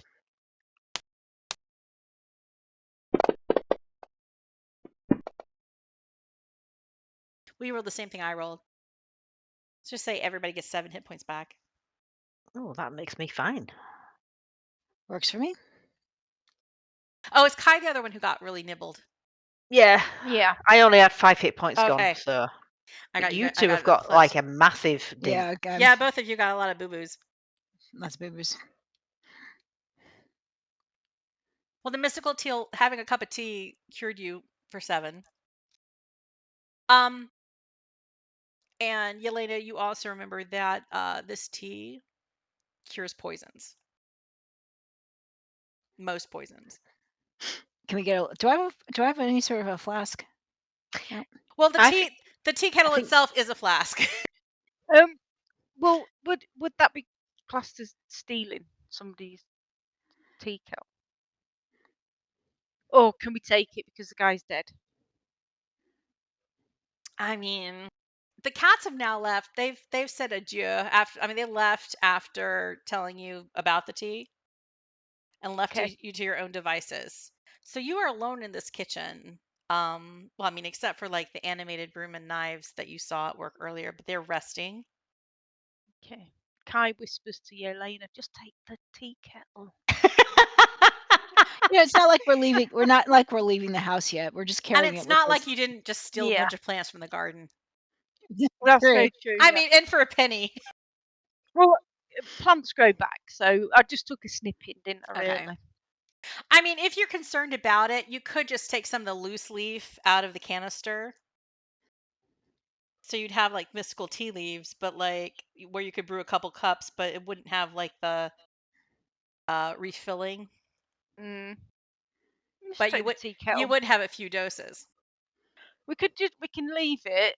If it becomes a problem, we can just give it back and just say we Just say borrowed we were it. taking it with us from room to room, Mhm. Just in case. just in case we found somebody who was wounded or something like that. I like For it. humanitarian reasons. Yeah. Yelena, I think you added to your wounds instead of taking it off. Oop. I do not know what I'm doing. Wow, 211 Yeah. wounded. Wait, did it automatically make you unconscious or something? Let me make sure you're not. No, I think it automatically thought that ain't right. Okay. There we go, sorted. Yeah, that's more like it. If there's ever been a day that shows I don't know what I'm doing, it's It's today. I know. Like kind of just let's wing it. Right.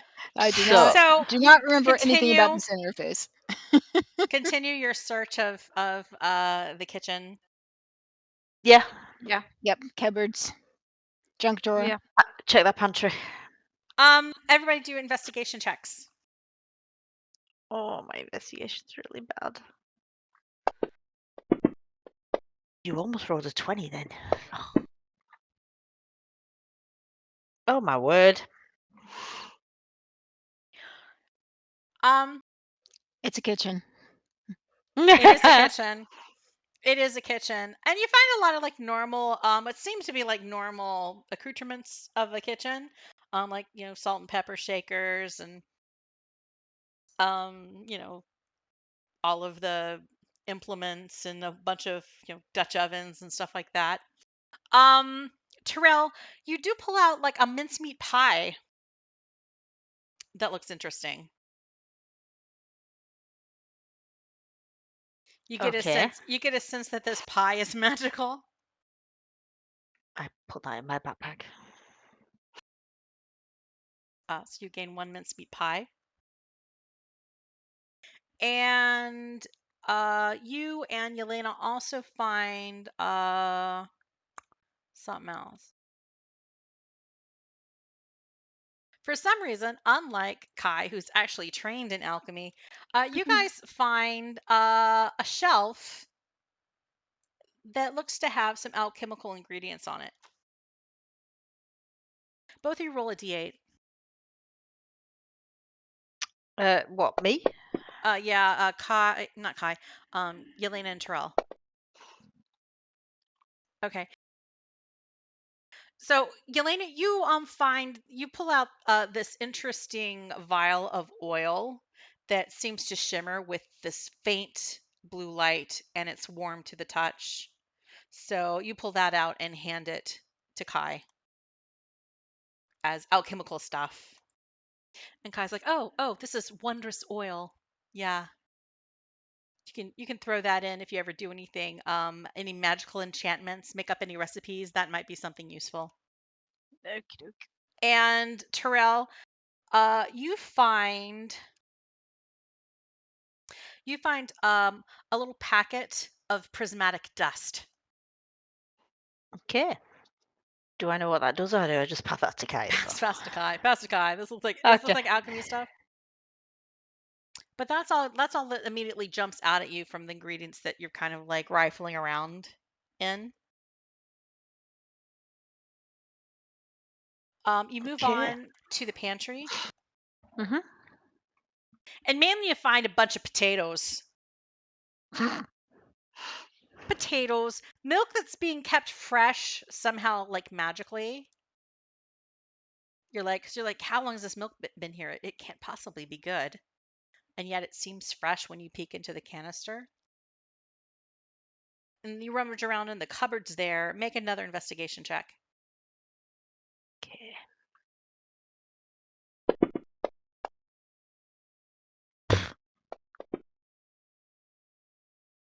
Wow, we're doing well.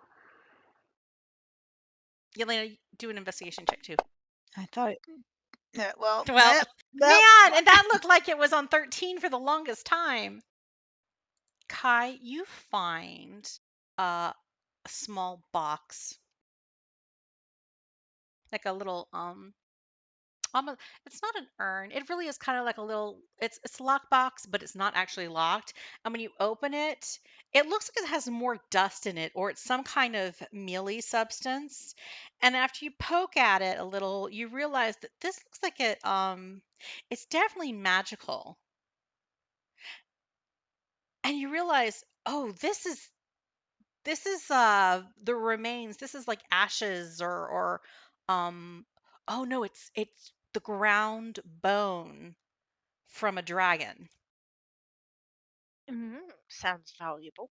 And you know that that can be useful if you're trying to create an item or some kind of magical concoction that has something to either defend or mimic dragon kind of things, or to do additional damage against dragons. Okay. Squirrel that away in my backpack. So it's like you don't have any specific recipes, but you know that seems like that's got to be useful somehow. Surely, especially if you ever find out you're going to have to fight a dragon, you maybe need to figure out how that works. But after doing all this searching, you can't find anything else in the kitchen. Well, that's disappointing, but Well, not surprising. we got a tea kettle. A With, little anticlimactic, but you got a time to pause for some more refreshment. It's still early afternoon. You have not been in the tower that long. Maybe an hour or two. Okay. So it's I guess we go to the library then. So you head out of the kitchen through the doors into the library. And I'm going to move you into another map. This one is going to be another one of the animated ones, so it probably will take a little while to load. Wow, big map. What's interesting is as you go through the door out of the kitchen, you seem to step out of a bookcase rather than through a door.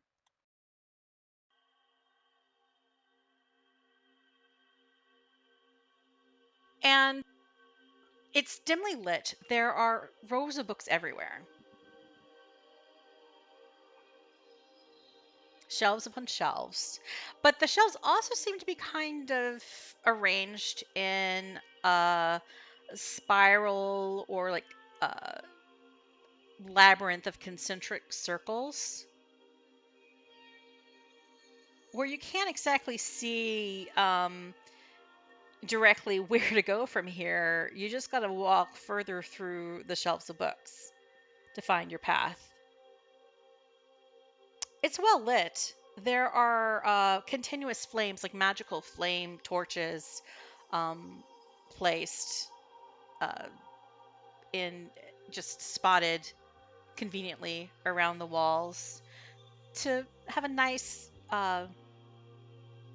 balm of decent lighting to read by. And you hear in the distance, there's this kind of faint thrumming sound. Something magical, some kind of harmonics. Just magical energy pulsing.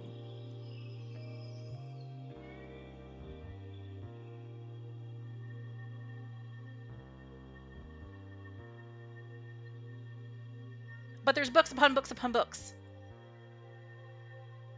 I mean, if you shove the Gollum notes in one of the books, we could be here forever.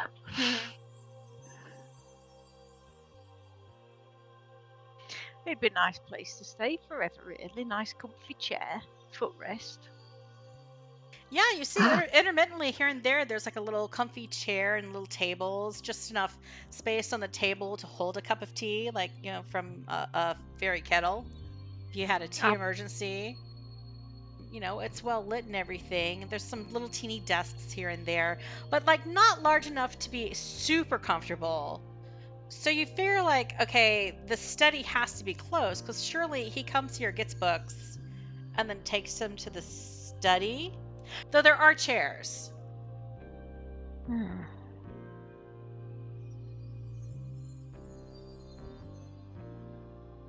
I was going to say we'd be forever if we went through everything, wouldn't we? So do we just go to the study, or do we give it like a cursory look to see if we can see anything disturbed or unusual? I say you can do like an investigation check, and every investigation check would mean like half an hour of looking through the shelves for something interesting.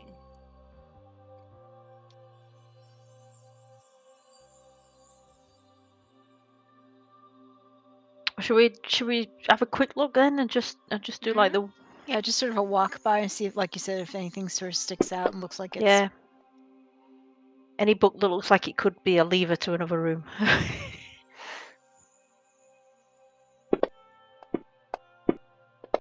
Yeah. Kai can't read. Not Kai. Terrell. Kai Pran. Yeah. I started out really well. And it's just been downhill. Yeah. I did well just being able to hit stuff when we were fighting, so. Yelena, you're just kind of overwhelmed by the sheer number of books are here, and you're like, I don't really know where to look first. And none of these books seem to have anything to do with archery, so you're like kind of bored anyhow. No books about poison. No. You start kind of like cataloging, like, okay, well, how many books are green? And you start like rearranging the books to kind of like by color. And get distracted, and you don't really pull anything out that seems to be of interest. Terrell, you find this like pulpy romance novel called Sins of the Flesh Golem. But you know, it's just pulpy. Yeah. But Kai, you pretty quickly you come across a book that is freshly bound. In fact, what you did was, as you were like looking around and kind of like checking out the small tables and the comfy chairs and all the books, you realized that there was this book set out on by one of the chairs on one of the tables, and there's some book binding implements on the table next to it. It's freshly bound. And it looks like it's never been cracked open. And with it, there is a note tucked in the front cover. This letter is penned in curly script. And the tome is labeled Apprentice Guide Volume 2. And the letter is addressed, Dearest Bench. And you recall that was Bench Bloomwiffler was the name of Amelior's apprentice that's currently running the alchemy shop now. And he also sent you to try to find a key to a lockbox that was at the alchemy shop. And the letter says, in celebration of your demonstration of concoctive competence, boundless charisma and moral aptitude suiting a future raconteur of the arcane and alchemical arts, I bestow upon you this humble volume. Be proud, only 3 practitioners amongst my apprenticeship have merited such graduation. Allow the secrets herein to expand your imagination to the next stage of possibility in your magical career. Your wise yet dashing benefactor, Amelior Amanitas, Archwizard Emeritus. And then there's a smaller square of paper that's attached to this formal letter, and it's just kind of been stuck on with gum Arabic. And the font, the scrawled hand is not so formal, and it just says, scratch that, Bench demonstrates a craven mulishness and limited grasp of any subject beyond the school of illusion. Also smells of turnips. Best search for a new apprentice after sorting out my damnable old age problem. Have another 30 years passed already? Bother! And you start like kind of flipping through the book, and you see that it is a collection of spells and alchemical recipes. Okay. So, take that then, yeah? Just fucking robbing the old guy. So I put the note and the volume in the party inventory, so you can see what's in there. As for the spells, that means that you could like transcribe any of these spells into your spell book with like enough time and like say expense for materials. Which I think I put a note. I think I added a note about like that the rules for like learning spells. Yeah.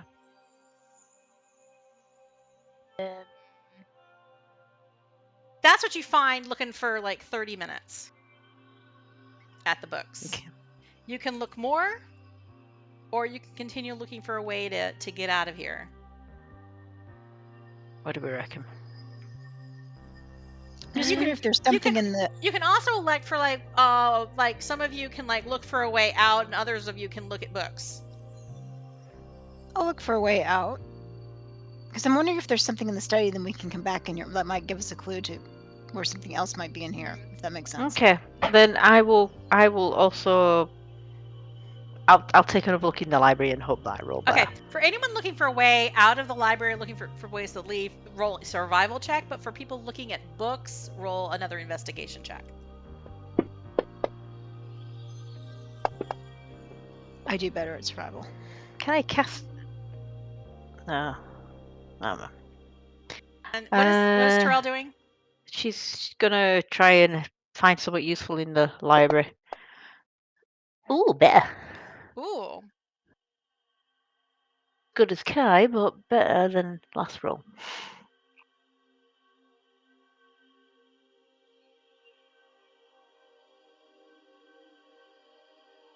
Terrell, you come across this gold book, and it catches your eye because you see a religious symbol on the cover associated with Maliki, amongst other symbols that you vaguely recognize a couple of them from other gods like Shantea and Torm and Tyr. And it's labeled Comparative Pantheonic Philosophies and Cosmology for Dummies. Terrell falls asleep. It seems to be a book about religions of Toril, as well as other planes of existence. And you get this sense off of it with, I guess, maybe your paladin divine senses, that there is a certain divine magic to this book. Okay. I'm going to put that in the party inventory. Is that alright if I take that? If it's divine magic? I closed up.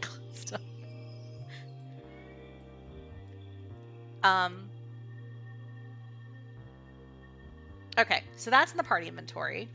Okay. And then Kai, you found...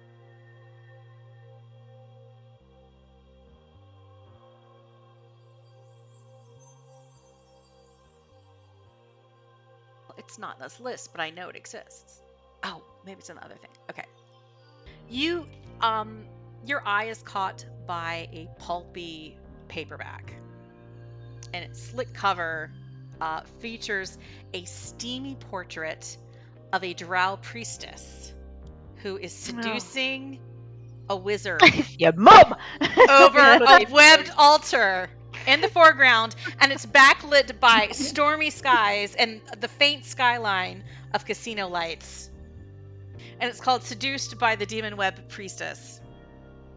I burn it. It proves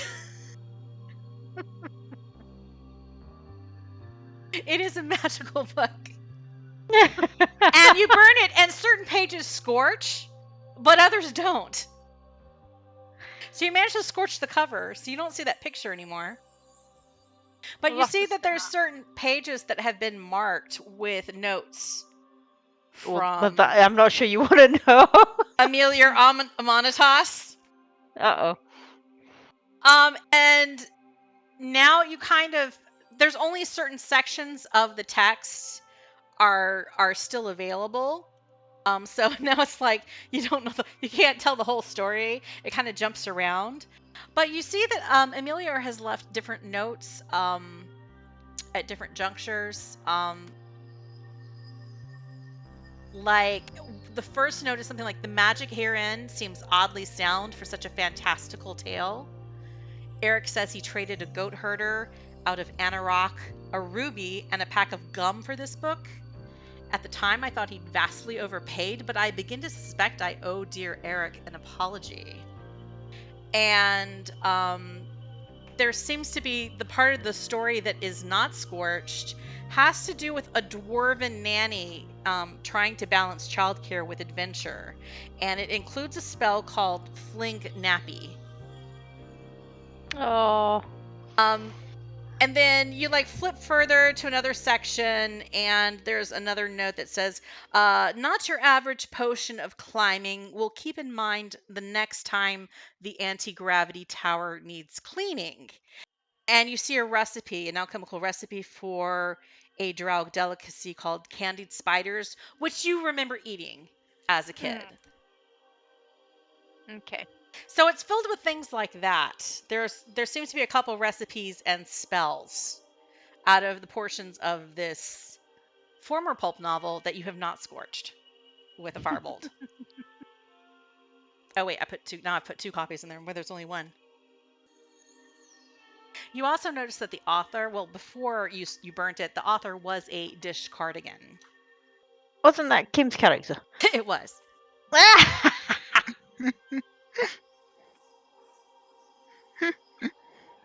Fabulous. So you pulled out those books. The survival check that Elena did, you quickly find that you find your way through kind of like the mazy shelves, just kind of like bob and weave, and you find yourself in the center, which I didn't bother hiding in the map, so I don't know why I'm acting like it's such a mystery. But you find your way to the middle, where that's where the vibration of magic seems to be coming from. And you see just like this long kind of chute, tower kind of chamber below you. And it's kind of filled with like a murky kind of magical energy. And there are multiple items and objects floating in the air in this kind of tunnel chute. And down below, there does seem to be a floor, maybe 100 feet below you. Oh, And there's also a door. And maybe a few skeletons. But you do see things floating in the air, like maybe another book, some kind of like a weird piece of fur, a very large, what looks like a finger. Which finger? It's the middle finger. Someone's large middle finger floating in this Yeah. space. So that's what you found in the direction you first went. Everybody can make one more check, like survival or investigation, your pick, for either looking for stuff or trying to get out of here. Oh! All right, some moonshine for me. We're doing better.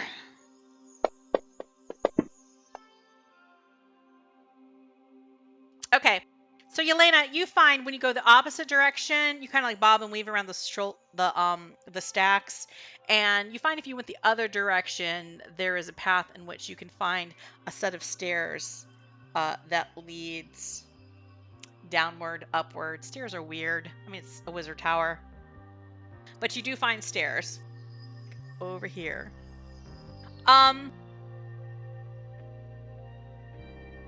Kai, you find a book that is labeled How to Think Like Elminster.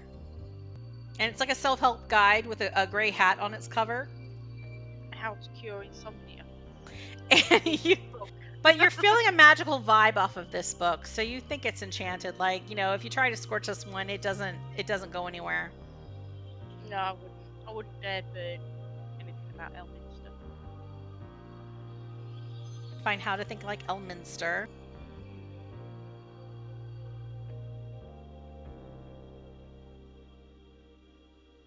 You have to use the word ye a lot. Ye. Ye have come to help me.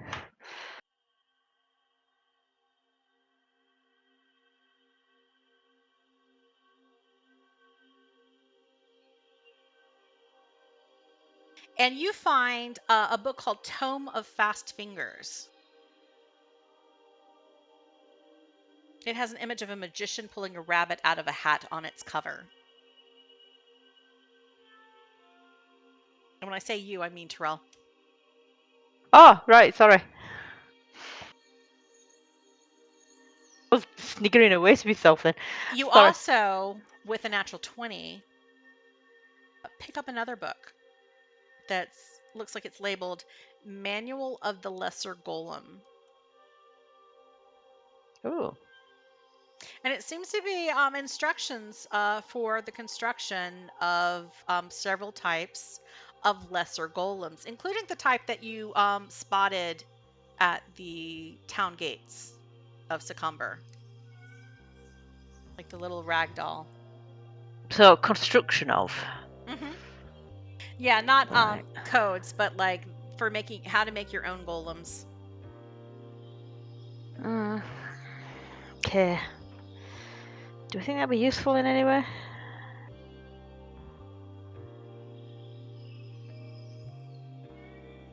Might be. Do you have any interest in making golems? Not really, no. But I suppose we could pass it on to the town leaders. Or maybe you could sell it to the alchemist or something.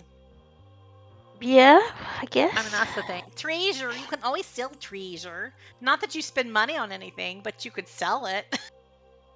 We buy food. Yeah, that's the only thing you buy in this campaign is food. But yeah, Yelena has found stairs that look promising. Unless you want to leap into the weird magic. No. What's your middle? Terrell really doesn't want to jump down there.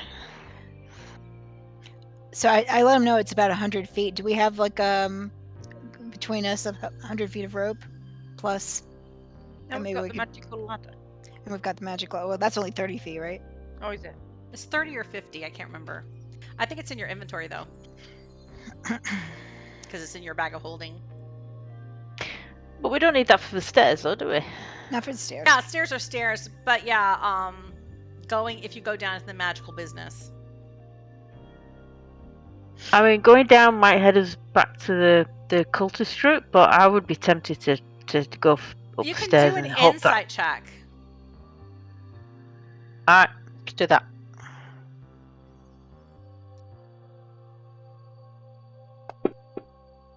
Yeah. I know Terrell. nothing. Feeling no insight Terrell's, here. Terrell's just looking at the stairs. Yeah, take the stairs. Okay, you can take the stairs. unless anyone thinks it's a good idea to jump down there, but I it don't seem like the best way to get to a study. That's all. No, but I think we should. If there's a way we can get down there safely and back up, that'd be something to think about. Yeah. Well, unfortunately, the people rolling insight are not really getting any insight about what's We're not going on with the inside. thing. I say stairs. Looks scary. Let's take the stairs.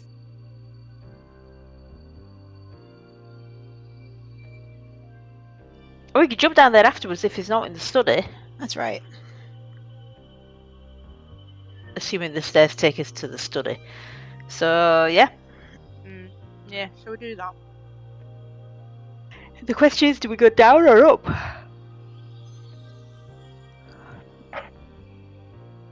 Oh no, more decisions. I feel up. There's only one set of stairs, so don't they Yeah, go but- down? But the DM said the stairs go down and the stairs go up. I said I'm not sure whether they go down or up because I don't remember.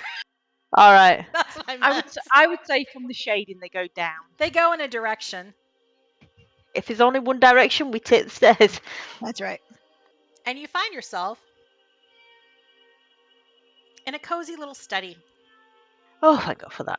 as you go down these stairs. So you find yourself in a small study. There's another pair of double doors to the east. There's a desk. There's a collection, more books, but like various papers and things on the top, a pipe, candles, things like that. You see a wine rack and cupboard along another wall, and a very small bookshelf and with some maps and papers, as well as a few books, a few comfy chairs, another hat rack, a couple more potted plants, but they aren't the same flower. They aren't the blushing nymphs that you came across in the Great Hall. Is anyone else starting to think that the hat racks are significant? Perhaps. Because they have them in every place.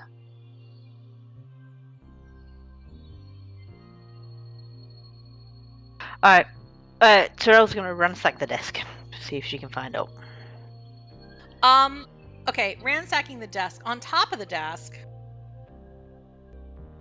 you find an inkwell that looks like it has some runes inscribed on it. Look over my shoulder at Kai and go, do you know what this says? And a ream of paper, about 100 sheets of paper.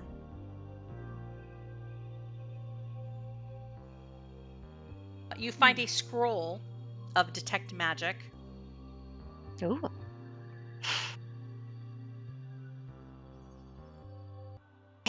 You also notice under the desk there's a pair of wadded up socks.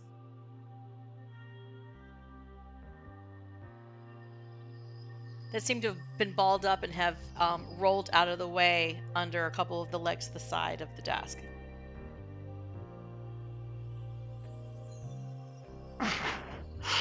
Okay. And you see right on the blotter, that's topping the desk, amidst all these papers and the inkwell, a ring. Ooh. It's a gold ring, and it's stylized. It has several gems encrusted in the top. It's kind of like a dome ring, and the gems have been arranged in such a way that they almost resemble the folds of a cerebral cortex,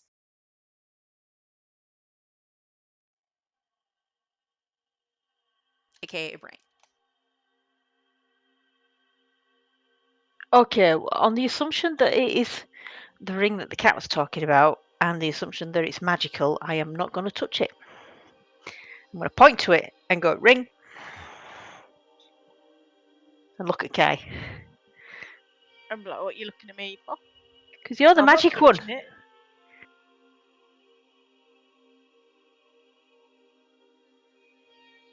I You can have a look at also it.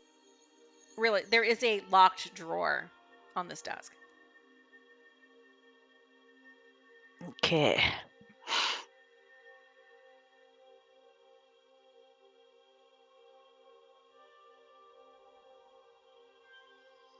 Is there any little jars that would maybe hide a key? You look elsewhere in the room.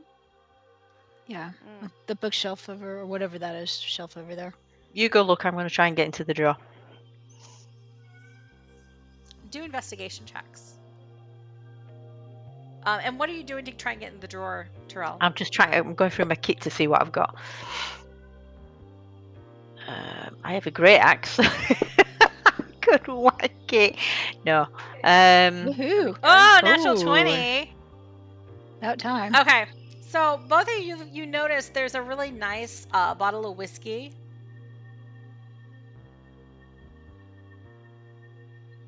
It's an Elvish whiskey, and that's in the wine rack.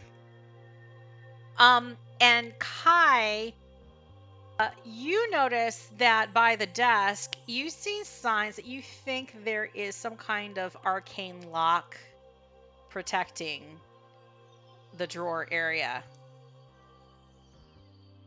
Okay.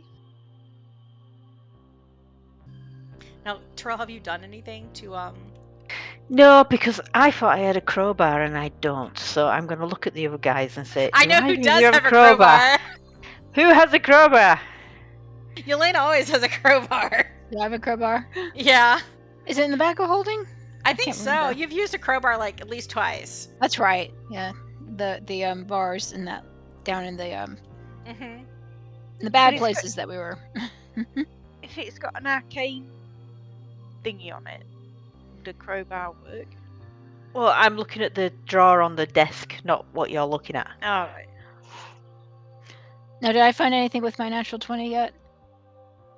Well, you Or is found the that- whiskey. You know what? I acted like Kai noticed it, but you're the one who noticed the arcane lock. Okay. You're like, which is kind of from your. Kai has an understanding of like how well, maybe he doesn't know how to do an arcane lock because he doesn't have that spell, but he knows like the consequences of an arcane lock.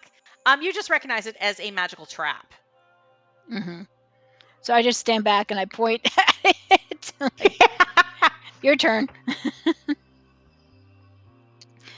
This is yours. And you're like, this is tricky magic. This is the kind of thing that people would normally need to like dispel, or it might get set off if you do whatever it's guarding is protecting. If you mess with it too much.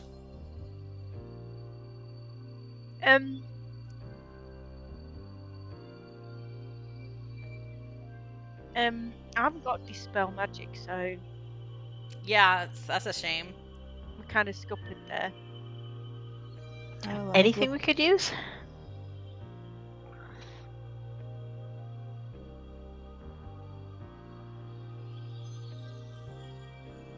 Alright, while Kai's going through whatever he's got spell-wise and stuff, I'm going to get Yelena to chuck me her crowbar. I do so. You can do an insight check, I guess. What do you want for me doing, trying to crowbar the drawer open? Strength check? Yeah, it's strength check for that.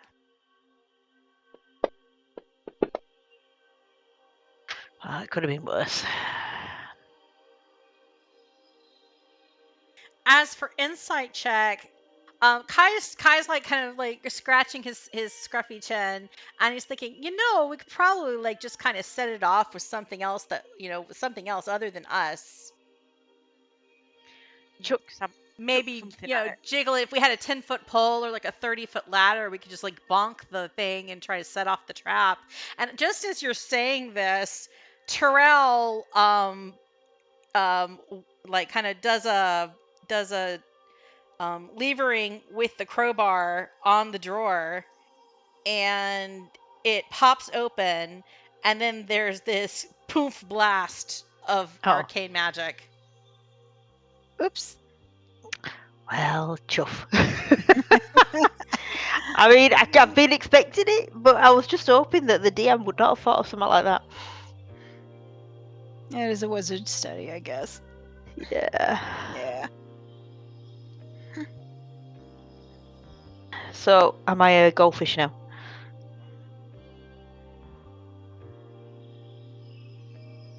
Oh, this isn't what I was thinking.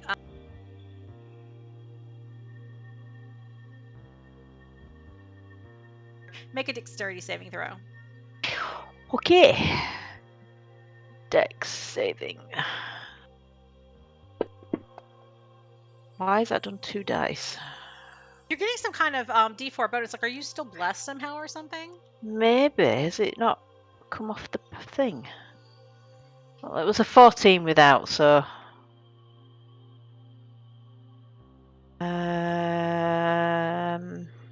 Yeah, you remove it. It's not explicitly labeled blessed, but I think as you guys were blessed at some point. And I don't think you're supposed to be blessed anymore. No, it should have expired by now anyway. Yeah.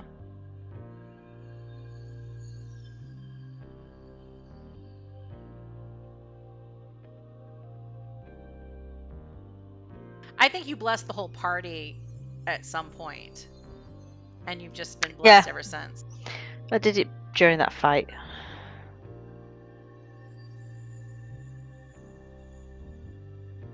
We only technically... Okay, the reason why is we only did a certain number of rounds, and until, like, the combat tracker or we take a rest, it's not going to know any better.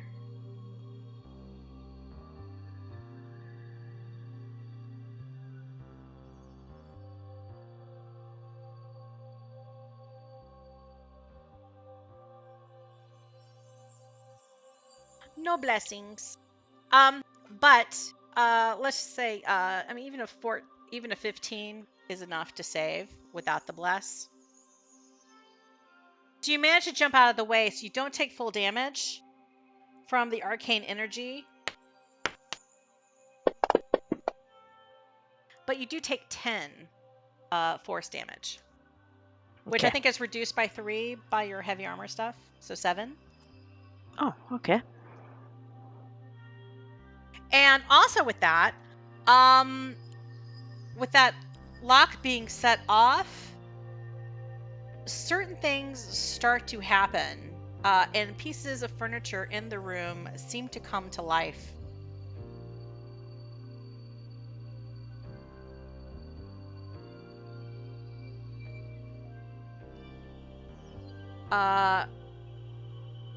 Including the desk.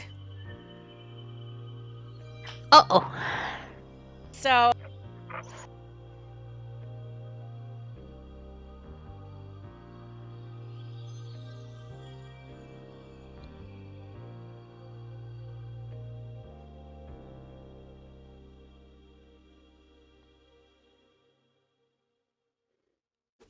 suppose I should move myself. I'm over here now.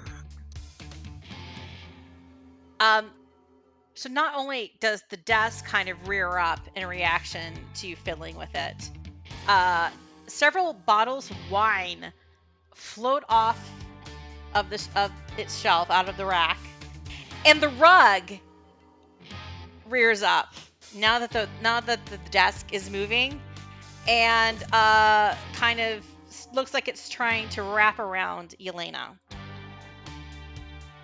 Oops. Sorry, guys. Yeah.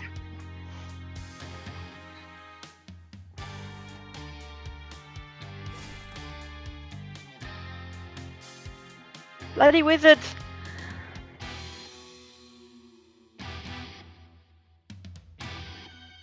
Do I get to do some sort of saving throw to? Everybody roll Either way. initiative. Someone needs to catch the wine.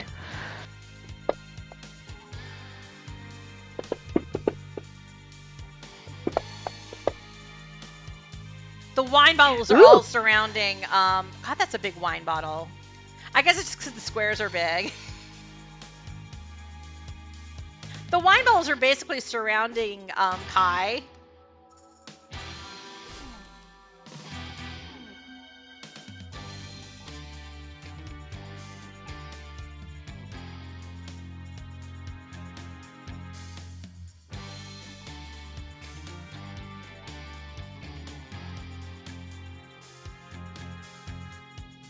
All right.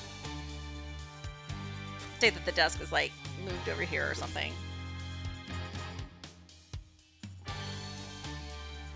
So, Terrell, you get to act first. The table kind of rears up. You've just been bonked. None of them are active. And all the drawers except for the locked one are kind of like opening and closing like angry jaws. Everything that was on the surface of the table has fallen to the floor. Okay. There's nothing I can actually attack. You can attack the desk. No, I can't. It's not showing as attackable. Oh, I forgot to make them visible. I'm sorry. I mean, derp.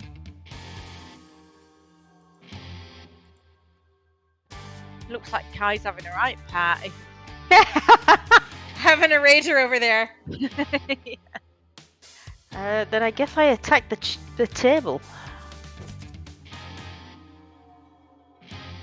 Do I want to do... what's the thingy on Bless? Hang on. 30 feet. Alright. Oh shoot, if I do that I can't attack all, but... No, I'm gonna start properly and cast Bless.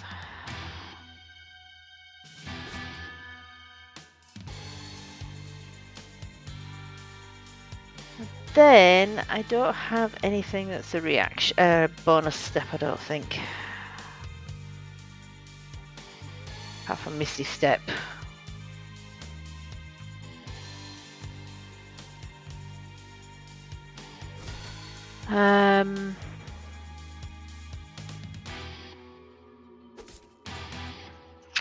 What's 1 minute? Is it like, would it expire before the next round? It's 10 rounds. Okay. Yeah, each round is 6 seconds. Alright, then I'm going to cast Branding Smite. Because that's a bonus action. The next time you hit a creature with a weapon attack before the spell ends, the weapon gleams with astral radiance as you strike and it deals radiant damage. So you have your bonus action, but so you still have 2 attacks. Well, I've used Bless, which is my action. Oh, well, if you do Bless, you can't do a non-cantrip spell as a bonus action. You can only do one. Oh. You can only do one spell that's level 1 or higher per round. Right, so I can't do anything else. I can't do one attack. I can't You do can the bless, bonus action. or you can attack and do the smite, or you can bless. All right, then that is my move. Okay, so everybody bless, and there's this desk just kind of hovering in front of you, looking aggressive. Some of the wine bottles start to pelt Kai right up the skull.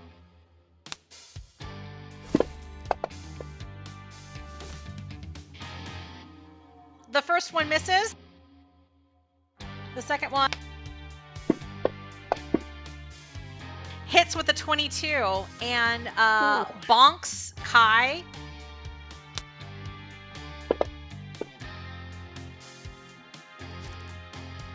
For 7 damage. Kai, it's your turn. Right, okay. I'm going to do Thunder Wave. So that's all of these wine bowls around me. Radiating you. What's the distance? Because it might hit the desk as well. 15... wait a minute. 15-foot cube. All right, so that hits all of the creatures. All of the creatures. And I'm assuming you're Right. sculpting it around your allies.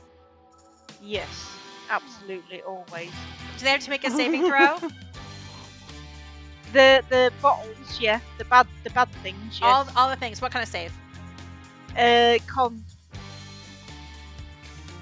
Con. Okay. I'm gonna roll Yeah. one save. Well, let me roll.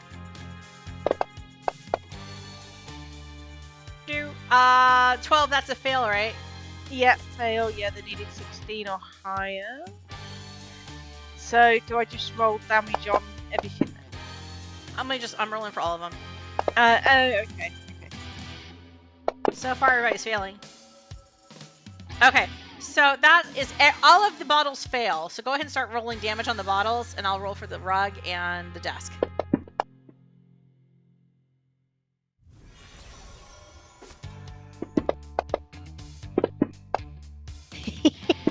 She just blows everything up.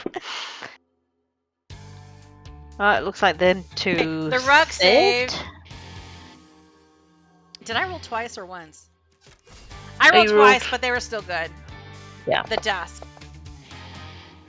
The blood spatter came up and I couldn't see, so I wasn't sure if I'd actually rolled. And that's the desk. The desk got 18. The desk saved as well. So the desk and the Right. rug saved, but all the bottles were blown out of existence. Yay. Well, you might have to check then, because it Oh, looks yeah, like 'cause I- Kai rolls anyway for the rug and the desk. She's like, fuck it. I'm so sorry. Do they take full damage or do they take half damage on the save? Is this one of those Yeah, situations? half damage maybe. So I will have it. I will take I'll let me see, take 6. Yeah, on a successful day. Kai's like, kill everything. I'm just. Oh dear, so funny. Murder Face, he was named Murder Yeah. Face. He Yep. games. Okay, well that was effective. Yelena, it's your turn. There's a rug, kind of starting to wrap itself around you. I'm gonna cast Spike Growth under it. Okay. What area effect does spike growth work? Let's see. And let me check something. What does spike growth do? Ground in a 20-foot radius centered on a point within range twists and sprouts hard spikes and thorns. The area becomes difficult terrain for the duration. When a creature moves into or within the area, it takes 2d4 piercing damage for every 5 feet it travels. Okay.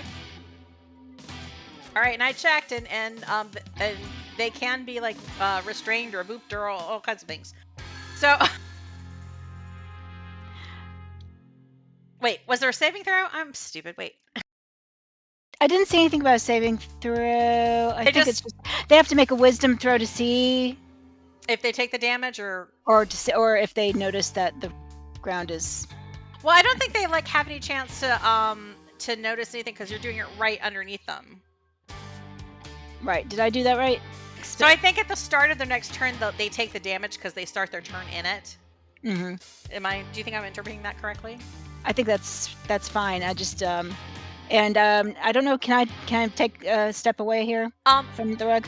Go ahead and roll damage. Go ahead and roll the damage on them for like this Just round. Misty Step. If you step away, they will be able to do an attack of opportunity. Yeah. Well. Unless you I have look something that allows you to disengage or Misty Step. I can't Misty Step now. We're gonna need to take a break after this fight. Yeah. I'm hoping this will be a short fight.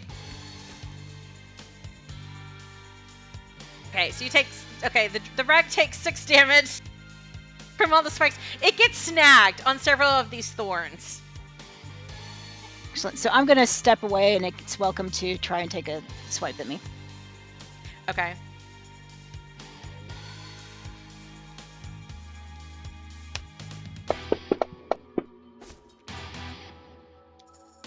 It hits with a 14, is that correct? And now you have to make a strength saving throw.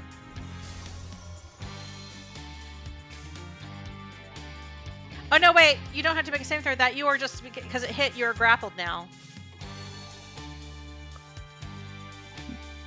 We'll You know do what? it next I'm not time. going to count that because you were moving away. I feel like I feel weird doing that on a on a reaction.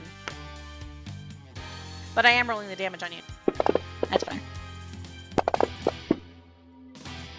What was that? I Oh, don't know, it was your just- concentration. Okay, you succeeded. But you did take 15 damage from the rug going after you. Not doing too good. Okay. So that's your turn. You're away from the rug, but now it's the rug's turn. They're gonna try to move, but they can't they're half movement, so they can only move 5 feet. So they're gonna move one step towards they're adjacent to Terrell, but they're still in the area of the spike growth. So if they make it to next turn, they're gonna take that damage again. Okay. Now for the riding desk. The riding desk is going to claw, try to kind of chomp on Terrell with one of its drawers. Well. And it natural 20s her. Oh no! Oh no! Ow. Terrell takes 26 damage. Fuck you, desk! But your concentration, you succeeded a concentration check, so everybody's still blessed. Okay. Oh, I forgot to change Sprinkles. So Sprinkles didn't get a turn, so top of the round, Sprinkles. Okay, Sprinkles is gonna go walloping over to the desk and attack it.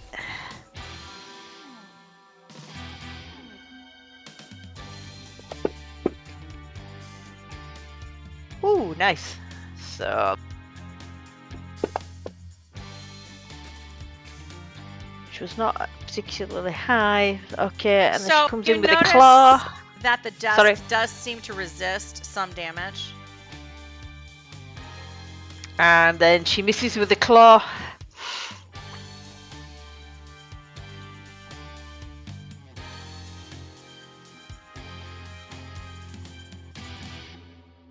So it seems to be non-magical attacks do seem to have some resistance, Okay. but she's done some damage to the desk.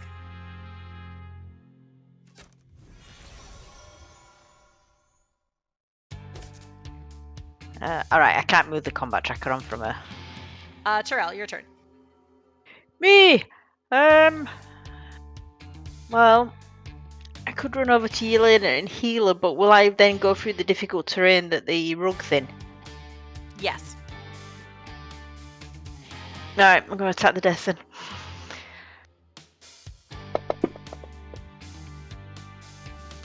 Oh, natural 20 Nice. for you. Hey!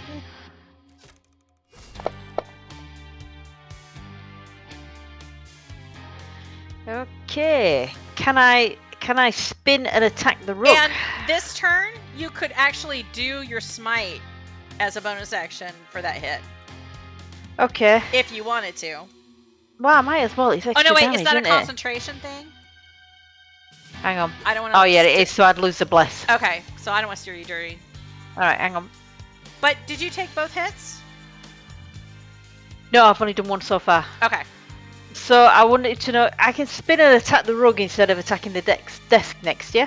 Yes. Alright, then I'm going to do that. So I'm just going to swing round and go for that. Oh, for crying out loud. But it's Oh, a it rug, works. so you hit with the 12.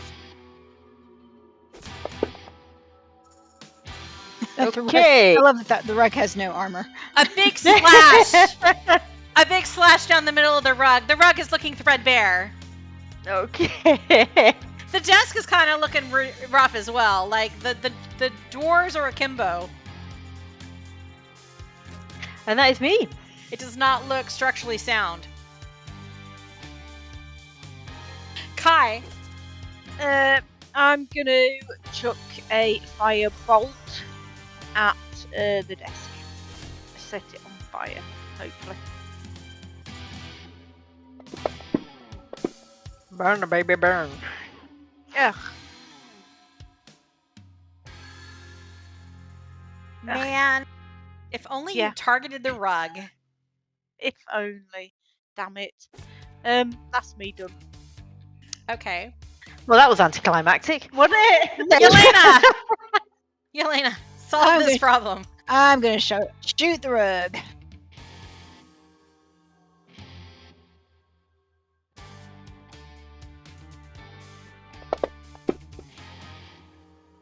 Nice. Sometimes Natural 20! Yeah. All of it! again.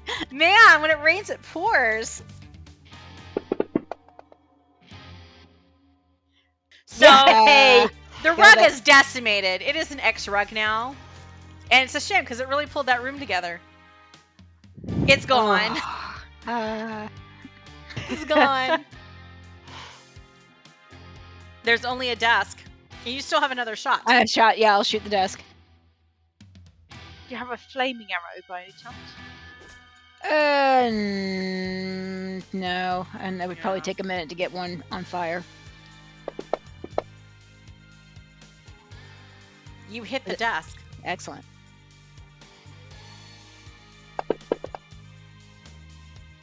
The desk is dead, man. Yay! You destroy the desk in a shower of splinters.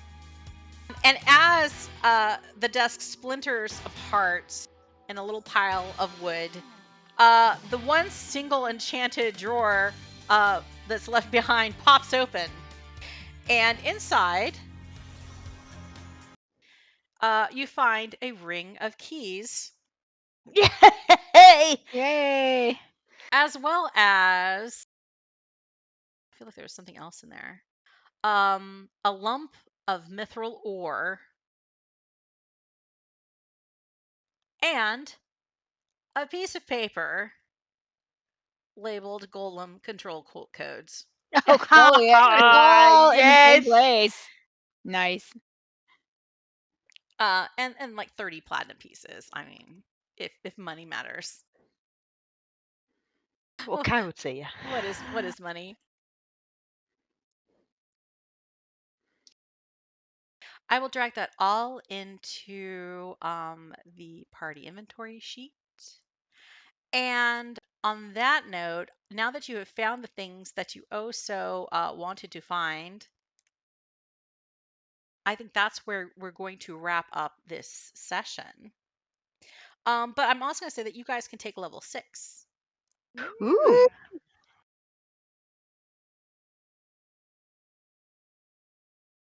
Now I have to remember how to do this again. Yeah. There's so I think much we just stuff in the go in. party inventory right now. I just have to hit level up, right? If I Yeah, open but up the I can't concentrate on it now. Maybe. I always do it manually because I don't trust that. But like, yeah. It's just that if something goes wrong, it's going to add it might double up adding things to you. Yeah, I need to go look at it because I can't decide if I want to take my druid level now or if I want And to. yeah. Yeah. You might want to at some point identify items. Mm. And what else? Remember to take maximum hit points. So it's gonna give you like it's gonna roll your hit points or give you like in the middle, I think automatically. So all of you should have like 6 times the max hit points for your levels, which I think for everybody except for Kai, that's 8 plus your con.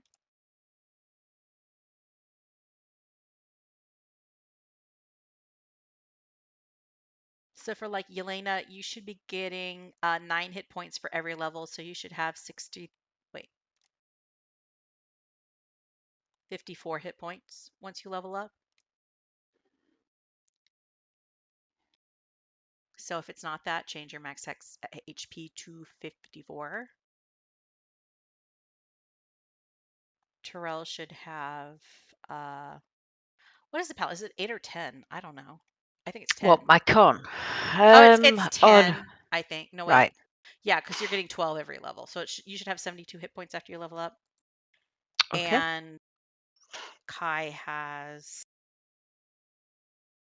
9 points per level, so you should have I'm- 54 points as well. So I think the level up looks like it's working all right, except I have no clue how many. Looks like, do I get one? I get one extra cantrip. Is that right? Yeah, I think you get a cantrip. It says biting arrow, which looks cool, whatever that is. That's an ability. That'll be under your abilities.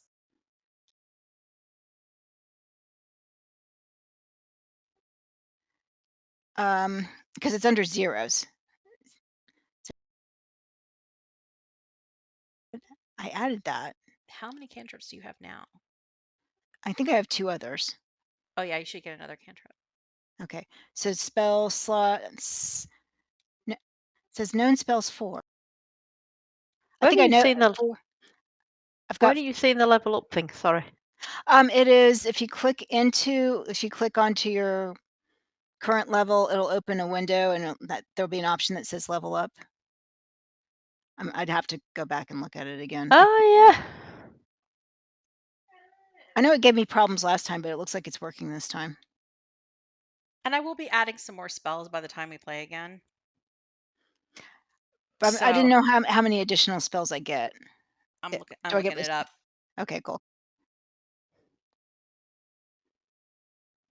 If I did choose Druid, do I go with the Tasha's Cauldron or the normal one? Well, at this point, you could go with the normal one. That only matters once you get to level 2 when you have to choose a circle. Okay. Because different circles, the information about different circles are in different books, associated with different books. But for the straight on druid rules, you could use any of them. All right. For the okay. first level. I'll go read up and decide if I'm going to do a Druid or Paladin then. I need to read stuff as well. Okay, level 6. I'm not sure you get new spells beyond a cantrip. Because Okay. you should have 4 level 1 spells and 4. 2 level 2 spells still. Yes. You don't get another spell slot. You get another second level spell slot next level. Time. Oh, wait. But you do get another favored enemy, I think. That's right. Mm-hmm. And there's a natural explorer. Rugs. Rugs are my other. Constructs. I was saying rugs. Rugs specifically. I'll have to think on it. We can just sort of. Yeah, you can think grab about that for next time. For next time. Right, we just got to remember to log on and do So, it. yeah. So if we do it like a couple of days before the next session. Yeah, I should have it at least. I'll have it open like probably a lot during the week before the session, but Okay. definitely the day before. I'll have it open Alright. and all day on Saturday. And next time we play will be it'll be after both of us have daylight savings time switched, so we should still be kind of like the same time difference. Cool. That's the 18th, yeah? Yeah, November 18th. Yeah. Okay.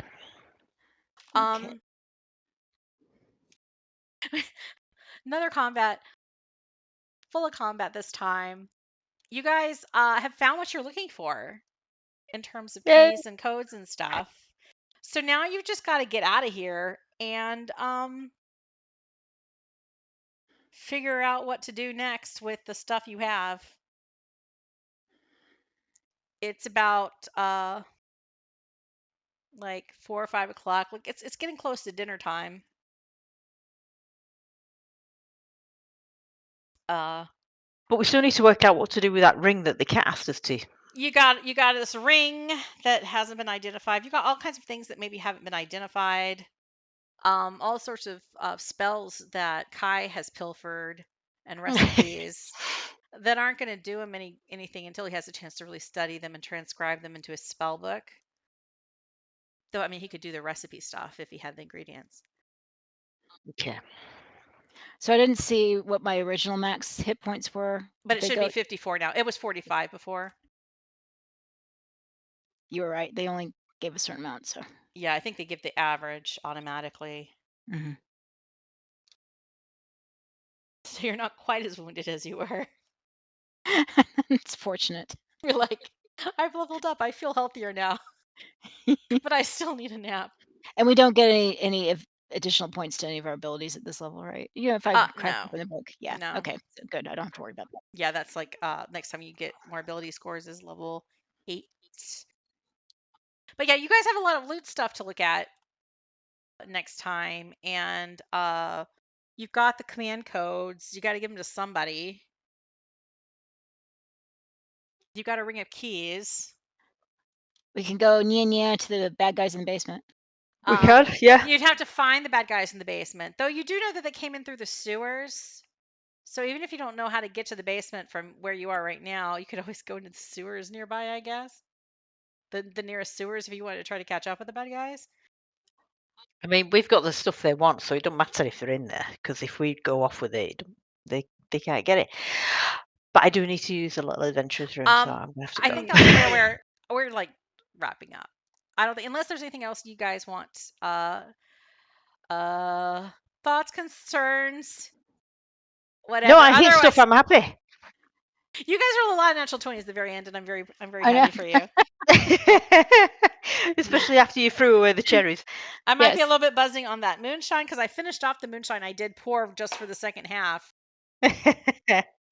But it wasn't, the dice were not as dire the entire session as they were last session, so I'm happy about that. Yeah. I kind of feel like we rushed through a lot of this compared to last session. Rushed through parts of the tower. It's all good. But I also feel like you guys didn't want to like linger anywhere too long. I mean, there's only so much searching you can do, really. Get things done. Get things done. So we'll just pick up with you guys, I guess, getting out of here and examining your stuff next session. It's a plan. All righty. Thanks very much. Thank you so much. Bye. Bye. See you later. Bye, guys.